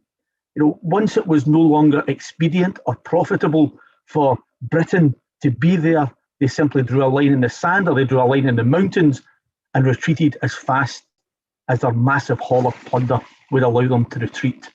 And I am reminded of David Cameron in 2011, 2012, when he actually said, that as with so many of the world's problems, we are responsible for this issue in the first place. And we should never let the UK government forget their responsibility, because having admitted that responsibility for creating this mess, the United Kingdom, I think, has a moral responsibility to be part of the solution in cleaning it up. And that's what we should be looking at. What can we do in Scotland and the UK to help clean that up? So for the next few minutes, I'd like to look at the reality of the UK government's much vaunted ethical foreign policy and how they can square that with the idea of promoting a global Britain at the same time, and pose questions. And I don't have the answers, but I'll pose the questions that can human rights and can the concerns over human rights abuses triumph this government's desire to secure a trade deal, in particular with India? And how do we as parliamentarians, working with external groups such as yourself, apply sufficient pressure that the government is forced to pay more than lip service to human rights when it is looking to secure such a trade deal? And I would caution, do not underestimate the size of the challenge that we face in doing that. Recently, the Bishop of Truro was commissioned by the UK government to write a report delivered to the Foreign Secretary on the plight of persecuted Christians. It was a first-class report, and I commend it absolutely. The UK government welcomed it and assured the Bishop that its recommendations that human rights would be put front and centre of the UK's dealing with foreign governments. Yet on 2 weeks ago, January the 11th, the Secretary of State for International Trade, on a major debate in the chamber at Westminster on global Britain, she didn't even mention the words human rights anywhere in her speech. And it's worth remembering as well that the trade bill that's currently going through Parliament, Boris Johnson insisted that a clause, an amendment within that, which would make it illegal for the United Kingdom government to deal with countries involved in genocide, he insisted that it was removed, and it was removed. So, as parliamentarians, particularly those who are fully committed to defending human rights, we've always faced tough challenges. But since Brexit, and this desperate desire for the UK to secure a deal, it appears at any cost, then our job has become significantly more difficult. It's always been easy, to condemn human rights abuses when they're being done by folk that you don't like. Very easy and right that we call out China for its appalling treatment of the Uyghurs, North Korea for the way it treats its population, Russia for its vicious crackdown on minorities and dissidents, and Myanmar for its brutalization of the Rohingyas. But it's more difficult when they are your so-called friends and you quote them for trade deals. Where's the condemnation of Israel's treatment of the Palestinians, or the Bahrain regime's treatment of its dissidents, of Saudi Arabia? When do we stop arming Saudi Arabia with its vicious war in Yemen? And when does the UK government call out India for its prolonged and serious abuses of human rights and its, as the ambassador said, its annexation of Kashmir and its people? So our job together as parliamentarians and as outside of the parliament is to ensure that as far as we possibly can, that UK foreign policy is just and even-handed, and it is blind to to the extent of the perpetrator's wealth or the depth of their pockets. And it's our challenge to raise awareness, particularly in this situation, of the appalling treatment of the Kashmiri people. And that means having debates in Parliament. That means putting down formal written questions, as Afzal and Alison have done. That means at every opportunity exposing the human rights abuses of the Indian government, of the Kashmiri people, to Parliament and to wider society. We have to raise awareness, but we cannot do it on our own. As any MP will tell you, there are 1,000,001 things come across our desk in any given week. And we depend on organisations such as the Scottish Human Rights Forum and individuals, passionate campaigning individuals, to keep us informed of what we can do. Wider engagement outside of Parliament is absolutely crucial. And I look forward to what my constituent Claire has got to say when she's coming up next. I would like to pay tribute to the work that you do, both as an organisation and as individuals, in keeping the situation in Kashmir front and centre. The community, supporters of Kashmir, must play their part in keeping us informed and making sure that we as parliamentarians know and cannot pretend not to know exactly what is happening. And Alison is absolutely correct. The fight for Kashmir self-determination is a just cause. The right to self-determination is a human right, and it's one that we will absolutely support. And I look forward to the day when there's a panel discussing what Kashmir can be and how its people can rightly shape that future as an equal partner with the rest of the world. And I can assure you, if Scotland gets there first, we'll be there to welcome you with open arms. And finally, please, Excellency, tell the people of Kashmir they have not been forgotten, and there are voices abroad who are and who will continue to advocate their cause, and we will shine a light where many do not want that light to be shone. Thank you. Thank you very much, Mr. O'Hara. That really brings home the thought. And in a situation where Kashmiris find themselves, I was speaking to my family just yesterday, and one of my close family members, who has been unwell for a long period of time, she actually is an older lady I'm talking about. She actually walked out of the house after a long period of time. And when people asked her, what has brought this miracle? She said, Imran Khan's speech yesterday. This is the power of knowing that there are people there to support them. So it's really heartening to hear that you are there to shine the light when there's so much of gloom around. So thank you very much for that, Mr. O'Hara. Our next speaker was Mr. Ranjit Singh Sarai, but unfortunately we've been informed that he has had a bereavement in the family, and our thoughts and prayers are with him, and I'm sure all the panelists' thoughts and prayers are with him and his family at this difficult time. We pray and hope that his family is able to manage and bear this loss. Our condolences to him, as well as obviously we're not able to have him today. And we'll move on to the next panelist, which is Priya Bidwell. She is a teacher by profession and now becoming very well known for the human rights activists. She supports Kashmir cause through and through. She's the co-founder of Let Kashmir Decide, and once again has been there on the streets, on the forums, on the panels to debate on Kashmir, to help and support and champion the human rights cause.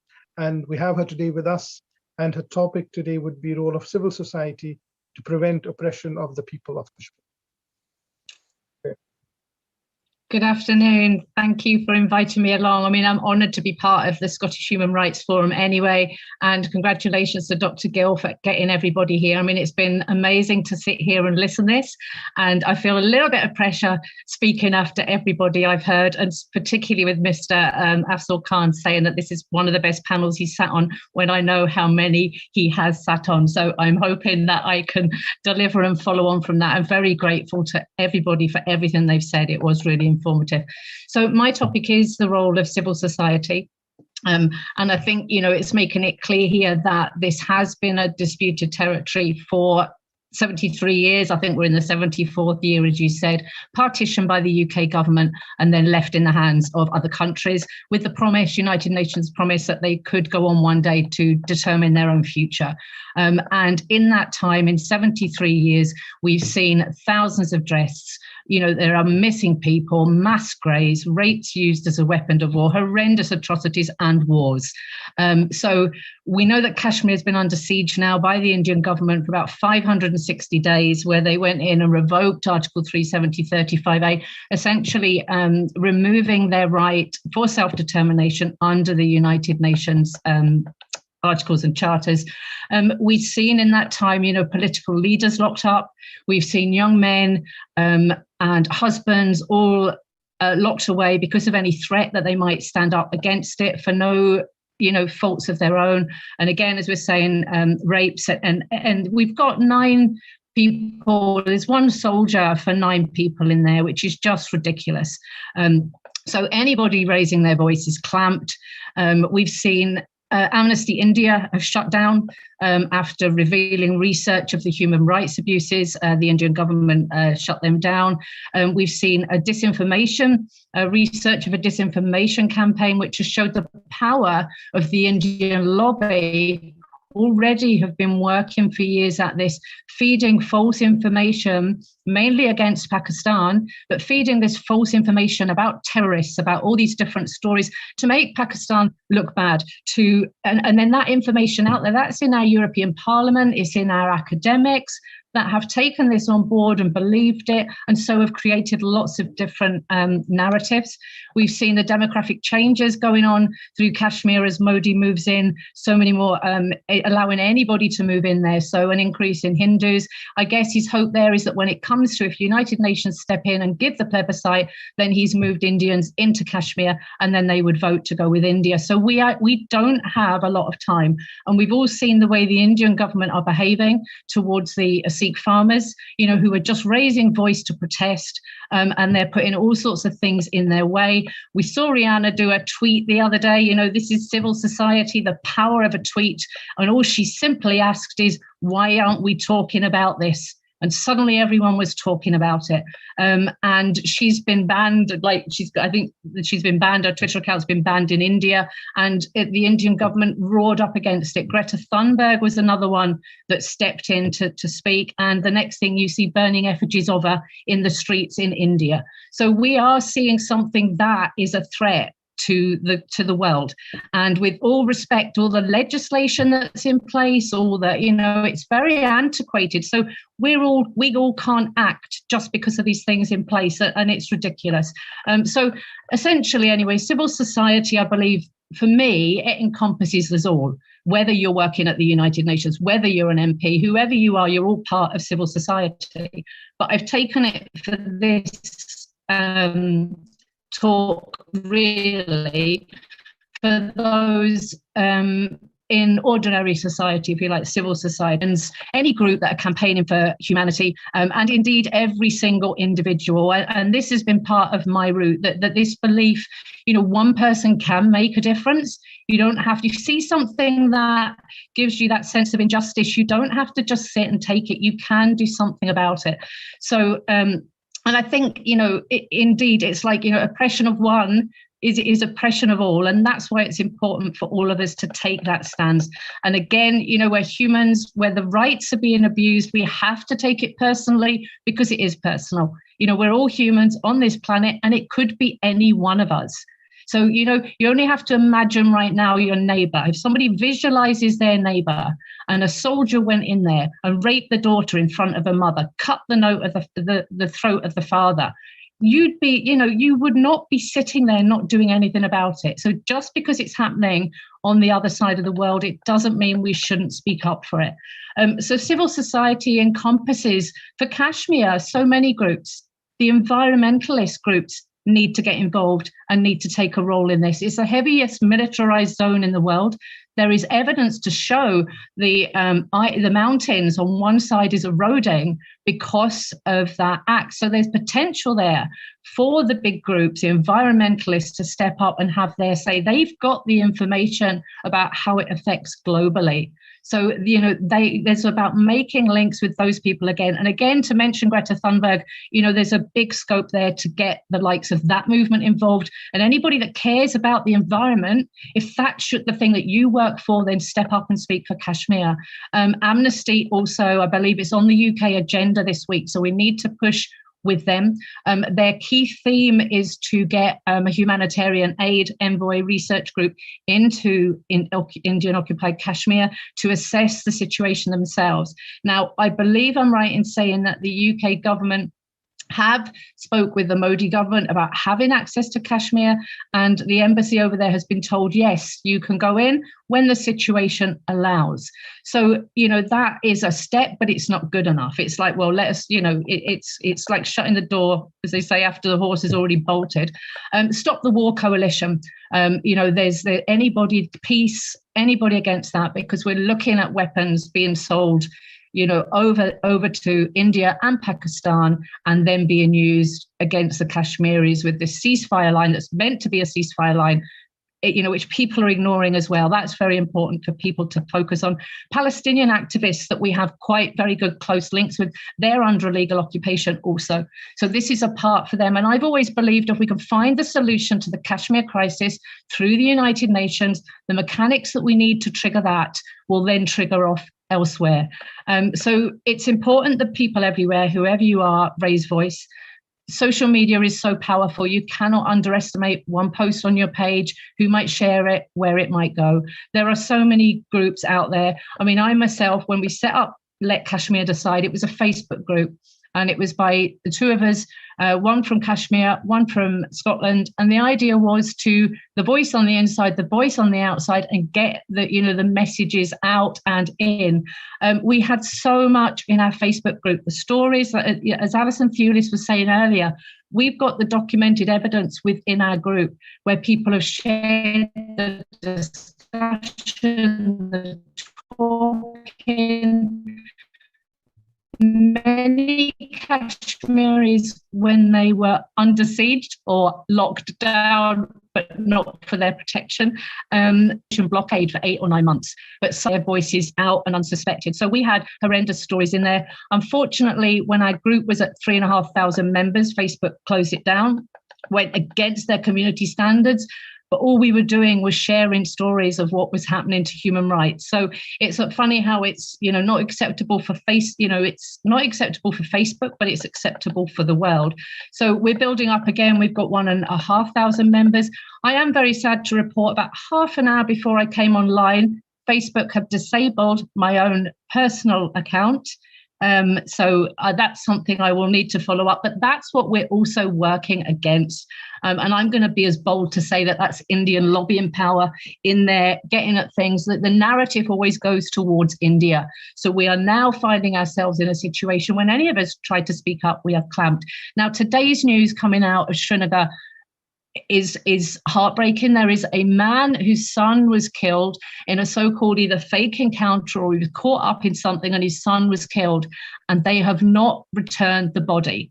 So this man has been grieving for his son, and they want to bury, their son's body. So today he was campaigning for the release of his son's body, and he, and along with 7 others, have been arrested under the UPA laws just for speaking up. So he's lost his son, he's not getting the body back, he's campaigned for it, and he's been arrested. And that's the sort of things that we are looking at in day to day. Now, can you imagine I go to a protest down in London to stand against leaving Europe, and then I'm arrested and put in prison? It's just, it's beyond comprehension.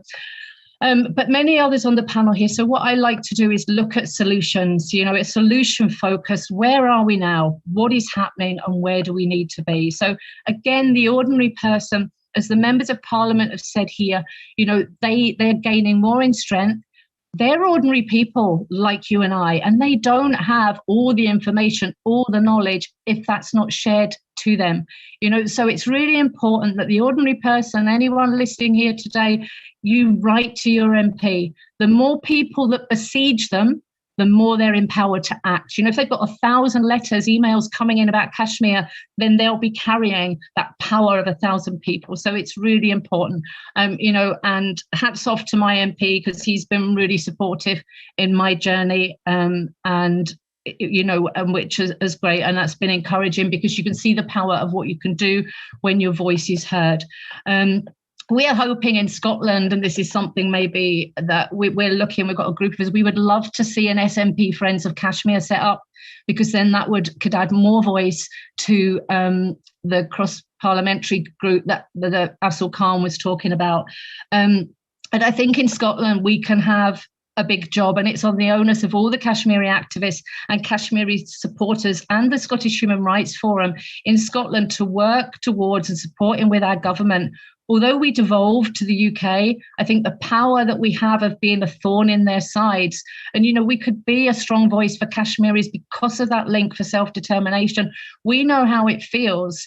I'm not Scottish, but the strength to have the say in your own country and your own right, that is a strong enough desire anyway, and for your identity, to let alone being killed, for the option to say that. We're lucky that we don't have that. We have complete democracy and can raise voice. So if we can put pressure, to use the right word, work with our Scottish government, and then they have the power to take that forward, to speak, somebody needs to condemn India's actions and then take that through to the United Nations. So we work through at that level. Making links is massive, and I know for me in the last year, so I'm so honoured to sit here. I think I've met nearly everybody on this panel or worked with them before. A year ago, I didn't know any of these people, and I had to make this effort to go out there and meet them. And it's been an honour and a pleasure to meet with so many people that have the information, because I've had to learn. And then I guess what I've done with that is discuss with other people. And so all of us here today, it's testament to us all, I think, that we've able to make this link, because that's how we get stronger, uniting for the human rights. United Nations, they keep saying we need more evidence, and I'm not sure I'm completely content with that, because I think they do have evidence. I myself, I know there are so many reports and things that have been sent, and also we can't get into Indian occupied Kashmir just now. So how are we meant to collect that evidence? It's our presidency this month at the United Nations. Can't remember the guy's name off the top of my head, Philip, somebody I think, but he is, and they've talked about referring to Myanmar, COVID and something else, and Kashmir wasn't even mentioned. So if there's anybody here within the UK government with the power, now is the time. If we can reach him, they need to. It's our opportunity this month. The UK owe it to Kashmir. If we don't, we need to make the most of this opportunity, reach out for him and have something tabled on that. To just say there's not enough evidence is not good enough. I mean, I'm sorry, we can all see it with our own eyes alone. And, it's so that it's, I think the other one is very often, the economy is part of humanity, which essentially, to allude to what Brendan O'Hara said about these trade deals and human rights, and we've got a mammoth task. But the way I see it as well, if we were to, India and Pakistan, if they weren't spending so much money on weapons, look at the, they would have so much more money to spend on their societies. They would then have so much more to contribute and would essentially become better for our economy anyway, I think, in the long run. So if we're having to speak about economies, that would be something I think that really should be looked at.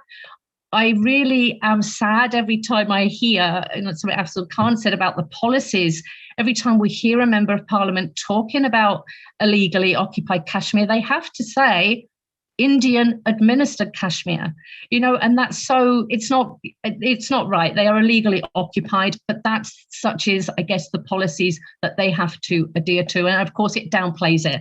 The power, if they were able to stand there and say Indian illegally occupied Kashmir. So Amnesty need to work harder. We need to work with Amnesty for them to really push forward. Self-determination is always my solution. And I would like to see, rather than groups sending in aid or humanitarian aid. I would rather them gather together and push for self-determination for Kashmir, because that is the solution to all of this. I like to see the idea of the troops being removed, a peacekeeping army going in and plebiscite given and the area stabilized. And I think that is something that would see an end to all of this. So again, it's just about raising the work. For me as well, I can raise the work that politicians are doing, that academics are doing within my platform as an ordinary person, so that we're keeping people informed out there. I think it's really important for the Kashmiri people to know that people are standing up and speaking for them. And it's not so much that we're telling them how to solve their problems, but we're trying to support what they want to do, because their voice is so important in all of this. We are about to embark at Let Kashmir Decide on an international signature campaign for the release of Yasin Malik. Now, Yasin Malik is a Kashmiri leader. He has been charged on cases, allegations of 30 years ago. He was arrested just before the lockdown, and it's very clear that it's a political move. His voice has been silenced to demoralize the Kashmiris. Now, he's sitting in Tahar jail right now. The charges have been framed against him, and on the 3rd and 4th of March, he will be tried. There is a very strong chance he will be hanged and he will be killed in the same. And this is something that can't be taken lightly, because it's a travesty of justice if that happens to him.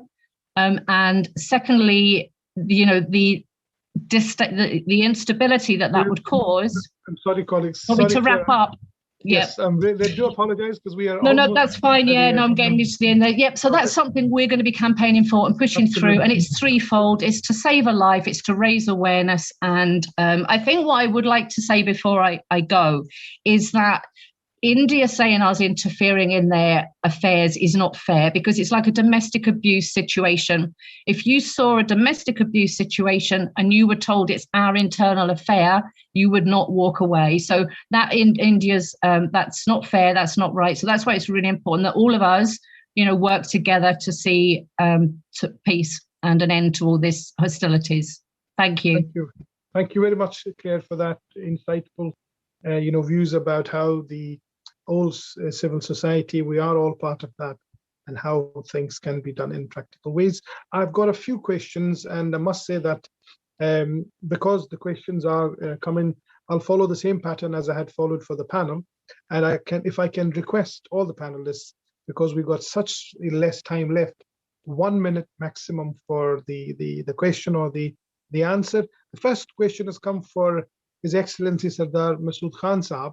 When he mentioned about the boycott, the question has been posed, are there any practical ways that can be looked at, like the BDS movement against Israel? Are there any practical movements that you can tell us about?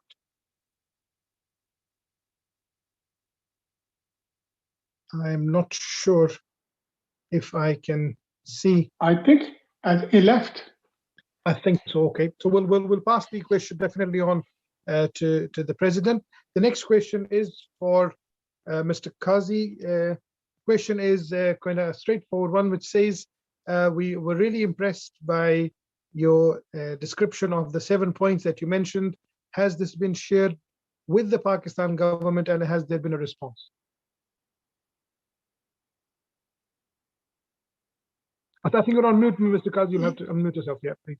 I'm now unmuted. Yes. Yeah. I have published an article in, I think, the News of Pakistan, or was it the Dawn? I'm not sure. In which, at that time, it was a six-track strategy towards a Kashmir settlement, but when I was writing this time, it sort of added another track to it and all. So it's in the paper. I haven't, which people may have read, and I presume have read, and a number of people have responded to it. But no, I have not made any. I'm not in a position. I'm a private citizen now, retired diplomat.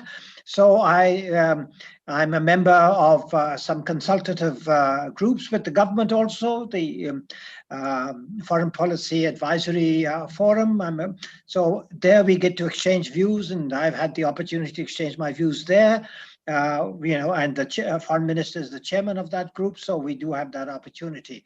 But there are that hasn't yet been, taken up by the government itself and all. Very briefly, I would like to say that the remarks about civil society right now were very, very germane. And it's very important, not only for Kashmiri civil society, but for Pakistani civil society to do all that is possible and what was mentioned. And I particularly liked that the suggestion with regard to Indian administered Kashmir, and because this is a UN term, which normally is correct, Indian administered Kashmir, and Pakistan is administered Kashmir. But you see, Pakistan is still adheres to the UN resolutions, and therefore that nomenclature can apply to Pakistan. But India has rejected UN resolutions and has gone against charter obligations and all. So to call it Indian administered Kashmir is a travesty, and I agree with that. It should be Indian occupied Kashmir or whatever else and all. So that's a very good point. Thank you very much. Thank you very much for clarifying both the points, Mr. Ambassador. The third question that I have, I suppose it has been posed to all the three members of Parliament, and whoever wishes to answer. The question has been that just there we have heard the good news that the New York has declared 5th of February as a solidarity, Kashmir American Solidarity Day. Would the MPs look at something like Scottish Solidarity Day or a UK Solidarity Day for Kashmiris? So please, if you would comment on that.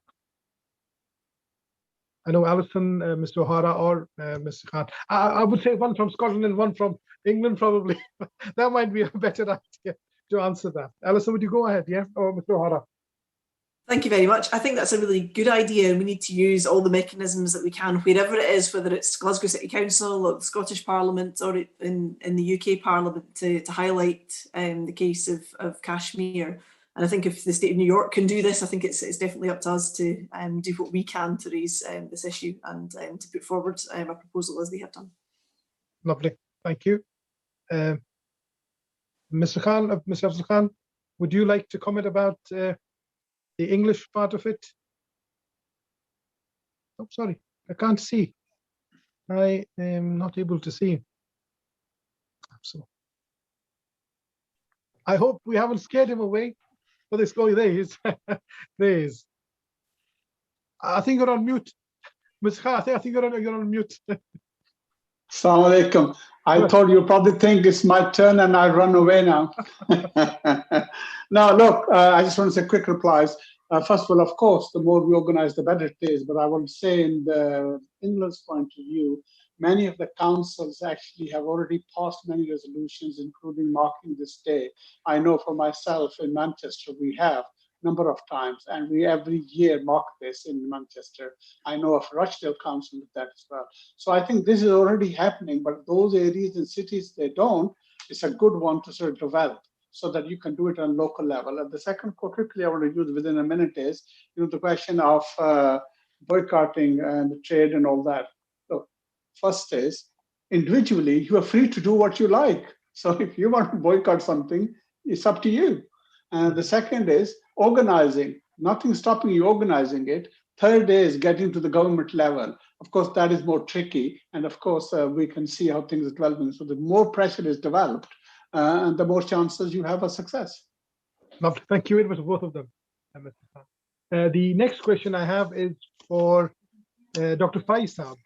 That is there possibility of extending the issues in relation to what Mr. Khan, Pakistan's Prime Minister, said about the option of Azadi, independence?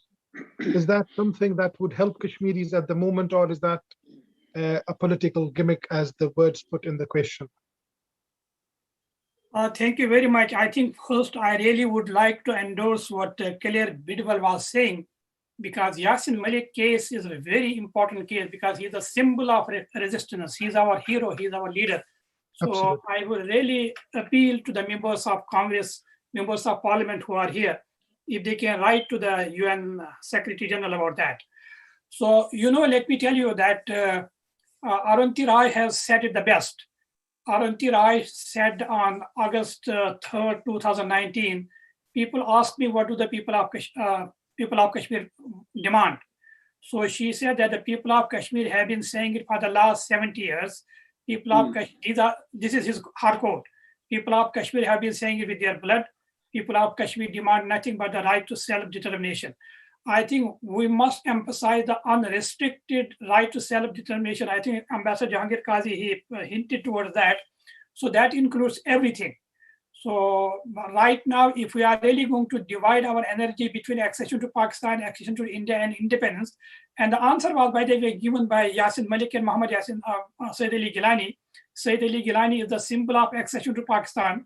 Muhammad Yasin Malik is the symbol of independence in Kashmir, but they have a joint alliance, which is known as a joint resistance alliance. So I think demand should be the right to self-determination. That should be unrestricted, and we should leave it there. Thank you very much. There is one more question which has come through, and I think it's for, yes, it is for Qazi Sahab again. I might have to trouble you, mentioning that after having written so much about it, is there a way of actually stimulating UN and bringing India and Pakistan on table to discuss this? Is there any mechanism that can be actually worked at? Well, Dr. Saab, can I add another question for Ashraf Saab? Sorry, go on. I thought it was a quick question. I'll ask while we've got such experience. Is it for me, the question, or is it for somebody else? Qazi Saab, I'm just going to add you another question for you. All right. The question is, you touched on this as well, and you talked about Lahore Declaration and the Shimla Agreement, etc. The fact on the ground is that India has been violating all these for 50 plus years now. And with what they've done with 370 and 35A, they put a dagger into this whole thing. Why is Pakistan not becoming clear on this? The Shibla is redundant, and India can't carry on using this. And countries like Britain using it as this is a bilateral matter. Thank you. Yes, you're quite right.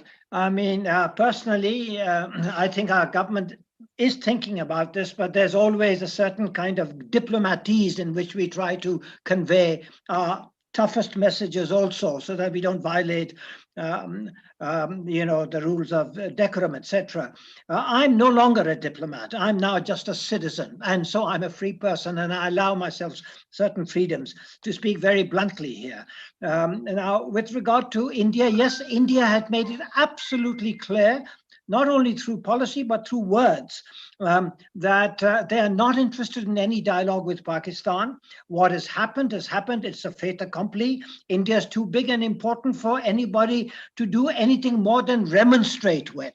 Yes, human rights, not so. We are a bit upset here, public opinion, etc. But in the end, they know, because of India's economy, because of India's strategic location, because of people's policies towards other rivals, say China, etc. So India gets away with a lot, like lots of great powers do. On that, but the fact of the matter is that the world today, post-pandemic world, climate challenges, we have to come together. And when we are going to come together on an urgent and unprecedented basis, it's got to be on the basis of a commonly shared morality. And that morality has everything to do with human rights and political rights. So on that basis, I think much more pressure does need to be put on India in order to revise its policies and open up the possibility of dialogue with Pakistan. It'll still be enormously difficult for us to move to even first base. But that attempt must be there, the pressure, call it friendly, but it should be firm and it should be effective. And India shouldn't get away with merely formulaic replies that unless Pakistan stops terrorism and all, we can't talk with Pakistan. If I would say, I tell you one thing, even if Pakistan has made errors, even if Pakistan has made errors, it should correct them. But more importantly, how do Kashmiris lose their fundamental and internationally acknowledged rights because of errors committed by any other country?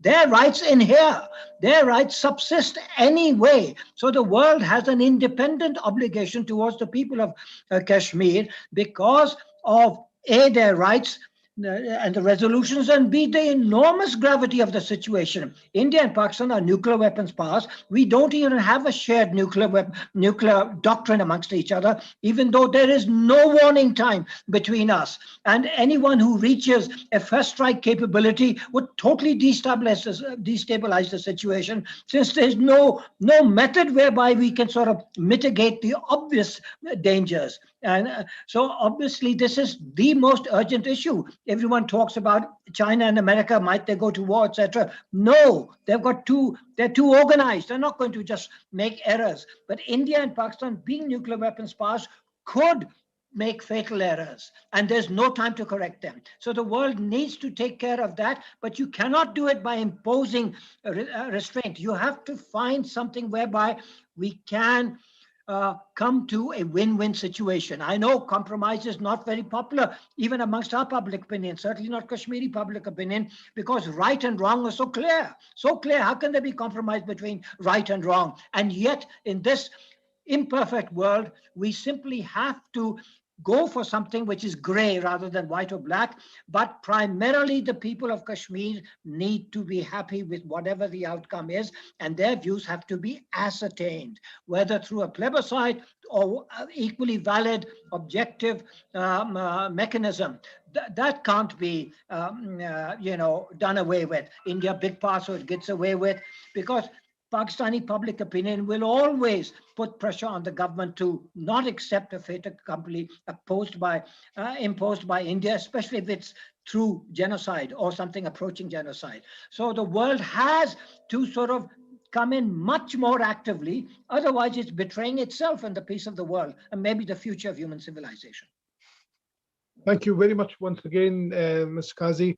And may I take this opportunity, because we are way past our scheduled time, but thank you very much. It has been really, really it's been a learning curve for everybody. It has been quite succinct. The feedback that I'm already getting is that people want more of these events to happen more regularly and more often, to not only highlight, but the focus that has been on solutions, because that's what we are looking for. How can we solve the issues, and how can we find mechanisms to get Kashmiris their right of self-determination? May I take this opportunity, as I mentioned, to thank each one of you, His Excellency Sardar Masood Khan, Ashraf Jahangir Qazi Sahab, the former ambassador, Afzal Khan Sahab, the MP, and Alison Tulis, our MP, Brendan O'Hara, and Dr. Ghulam Nabi Fai Sahab, Claire Bidwell, obviously, and as I said, Mr. Ranjit Singh Sarai couldn't make it today because of family emergencies. And thank you very much once again.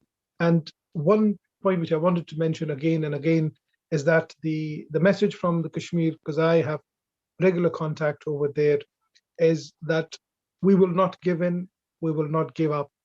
We will stand and we will not fall, come what may. And all we need from the international community is to support our legitimate cause, because this is a test for international community that if civilization exists, if human rights is really in real sense exists, then their support exists, and that support has to be shown with the Kashmiris. Thank you very much, everybody, and may God be with all of us. May the peace, blessings, and mercy of God Almighty be upon all of us. Thank you, everybody. Thank you very much. God bless everybody. Thank you. Thank you. Thank you. Hope to see you soon. Bye, everybody. Thank you. Bye-bye. Thank you very much. Thank you. Thank you, everyone. Thank you. Much appreciated. Bye-bye. Thank you. لبيك اللهم لبيك لبيك لا شريك لك لبيك إن الحمد والنعمة لك والملك لا شريك لك لبيك اللهم لبيك لبيك لا شريك لك لبيك إن الحمد والنعمة لك والملك لا شريك لك لبيك اللهم لبيك لبيك لا شريك لك لبيك لبيك إن الحمد والنعمة لك والملك لا شريك لك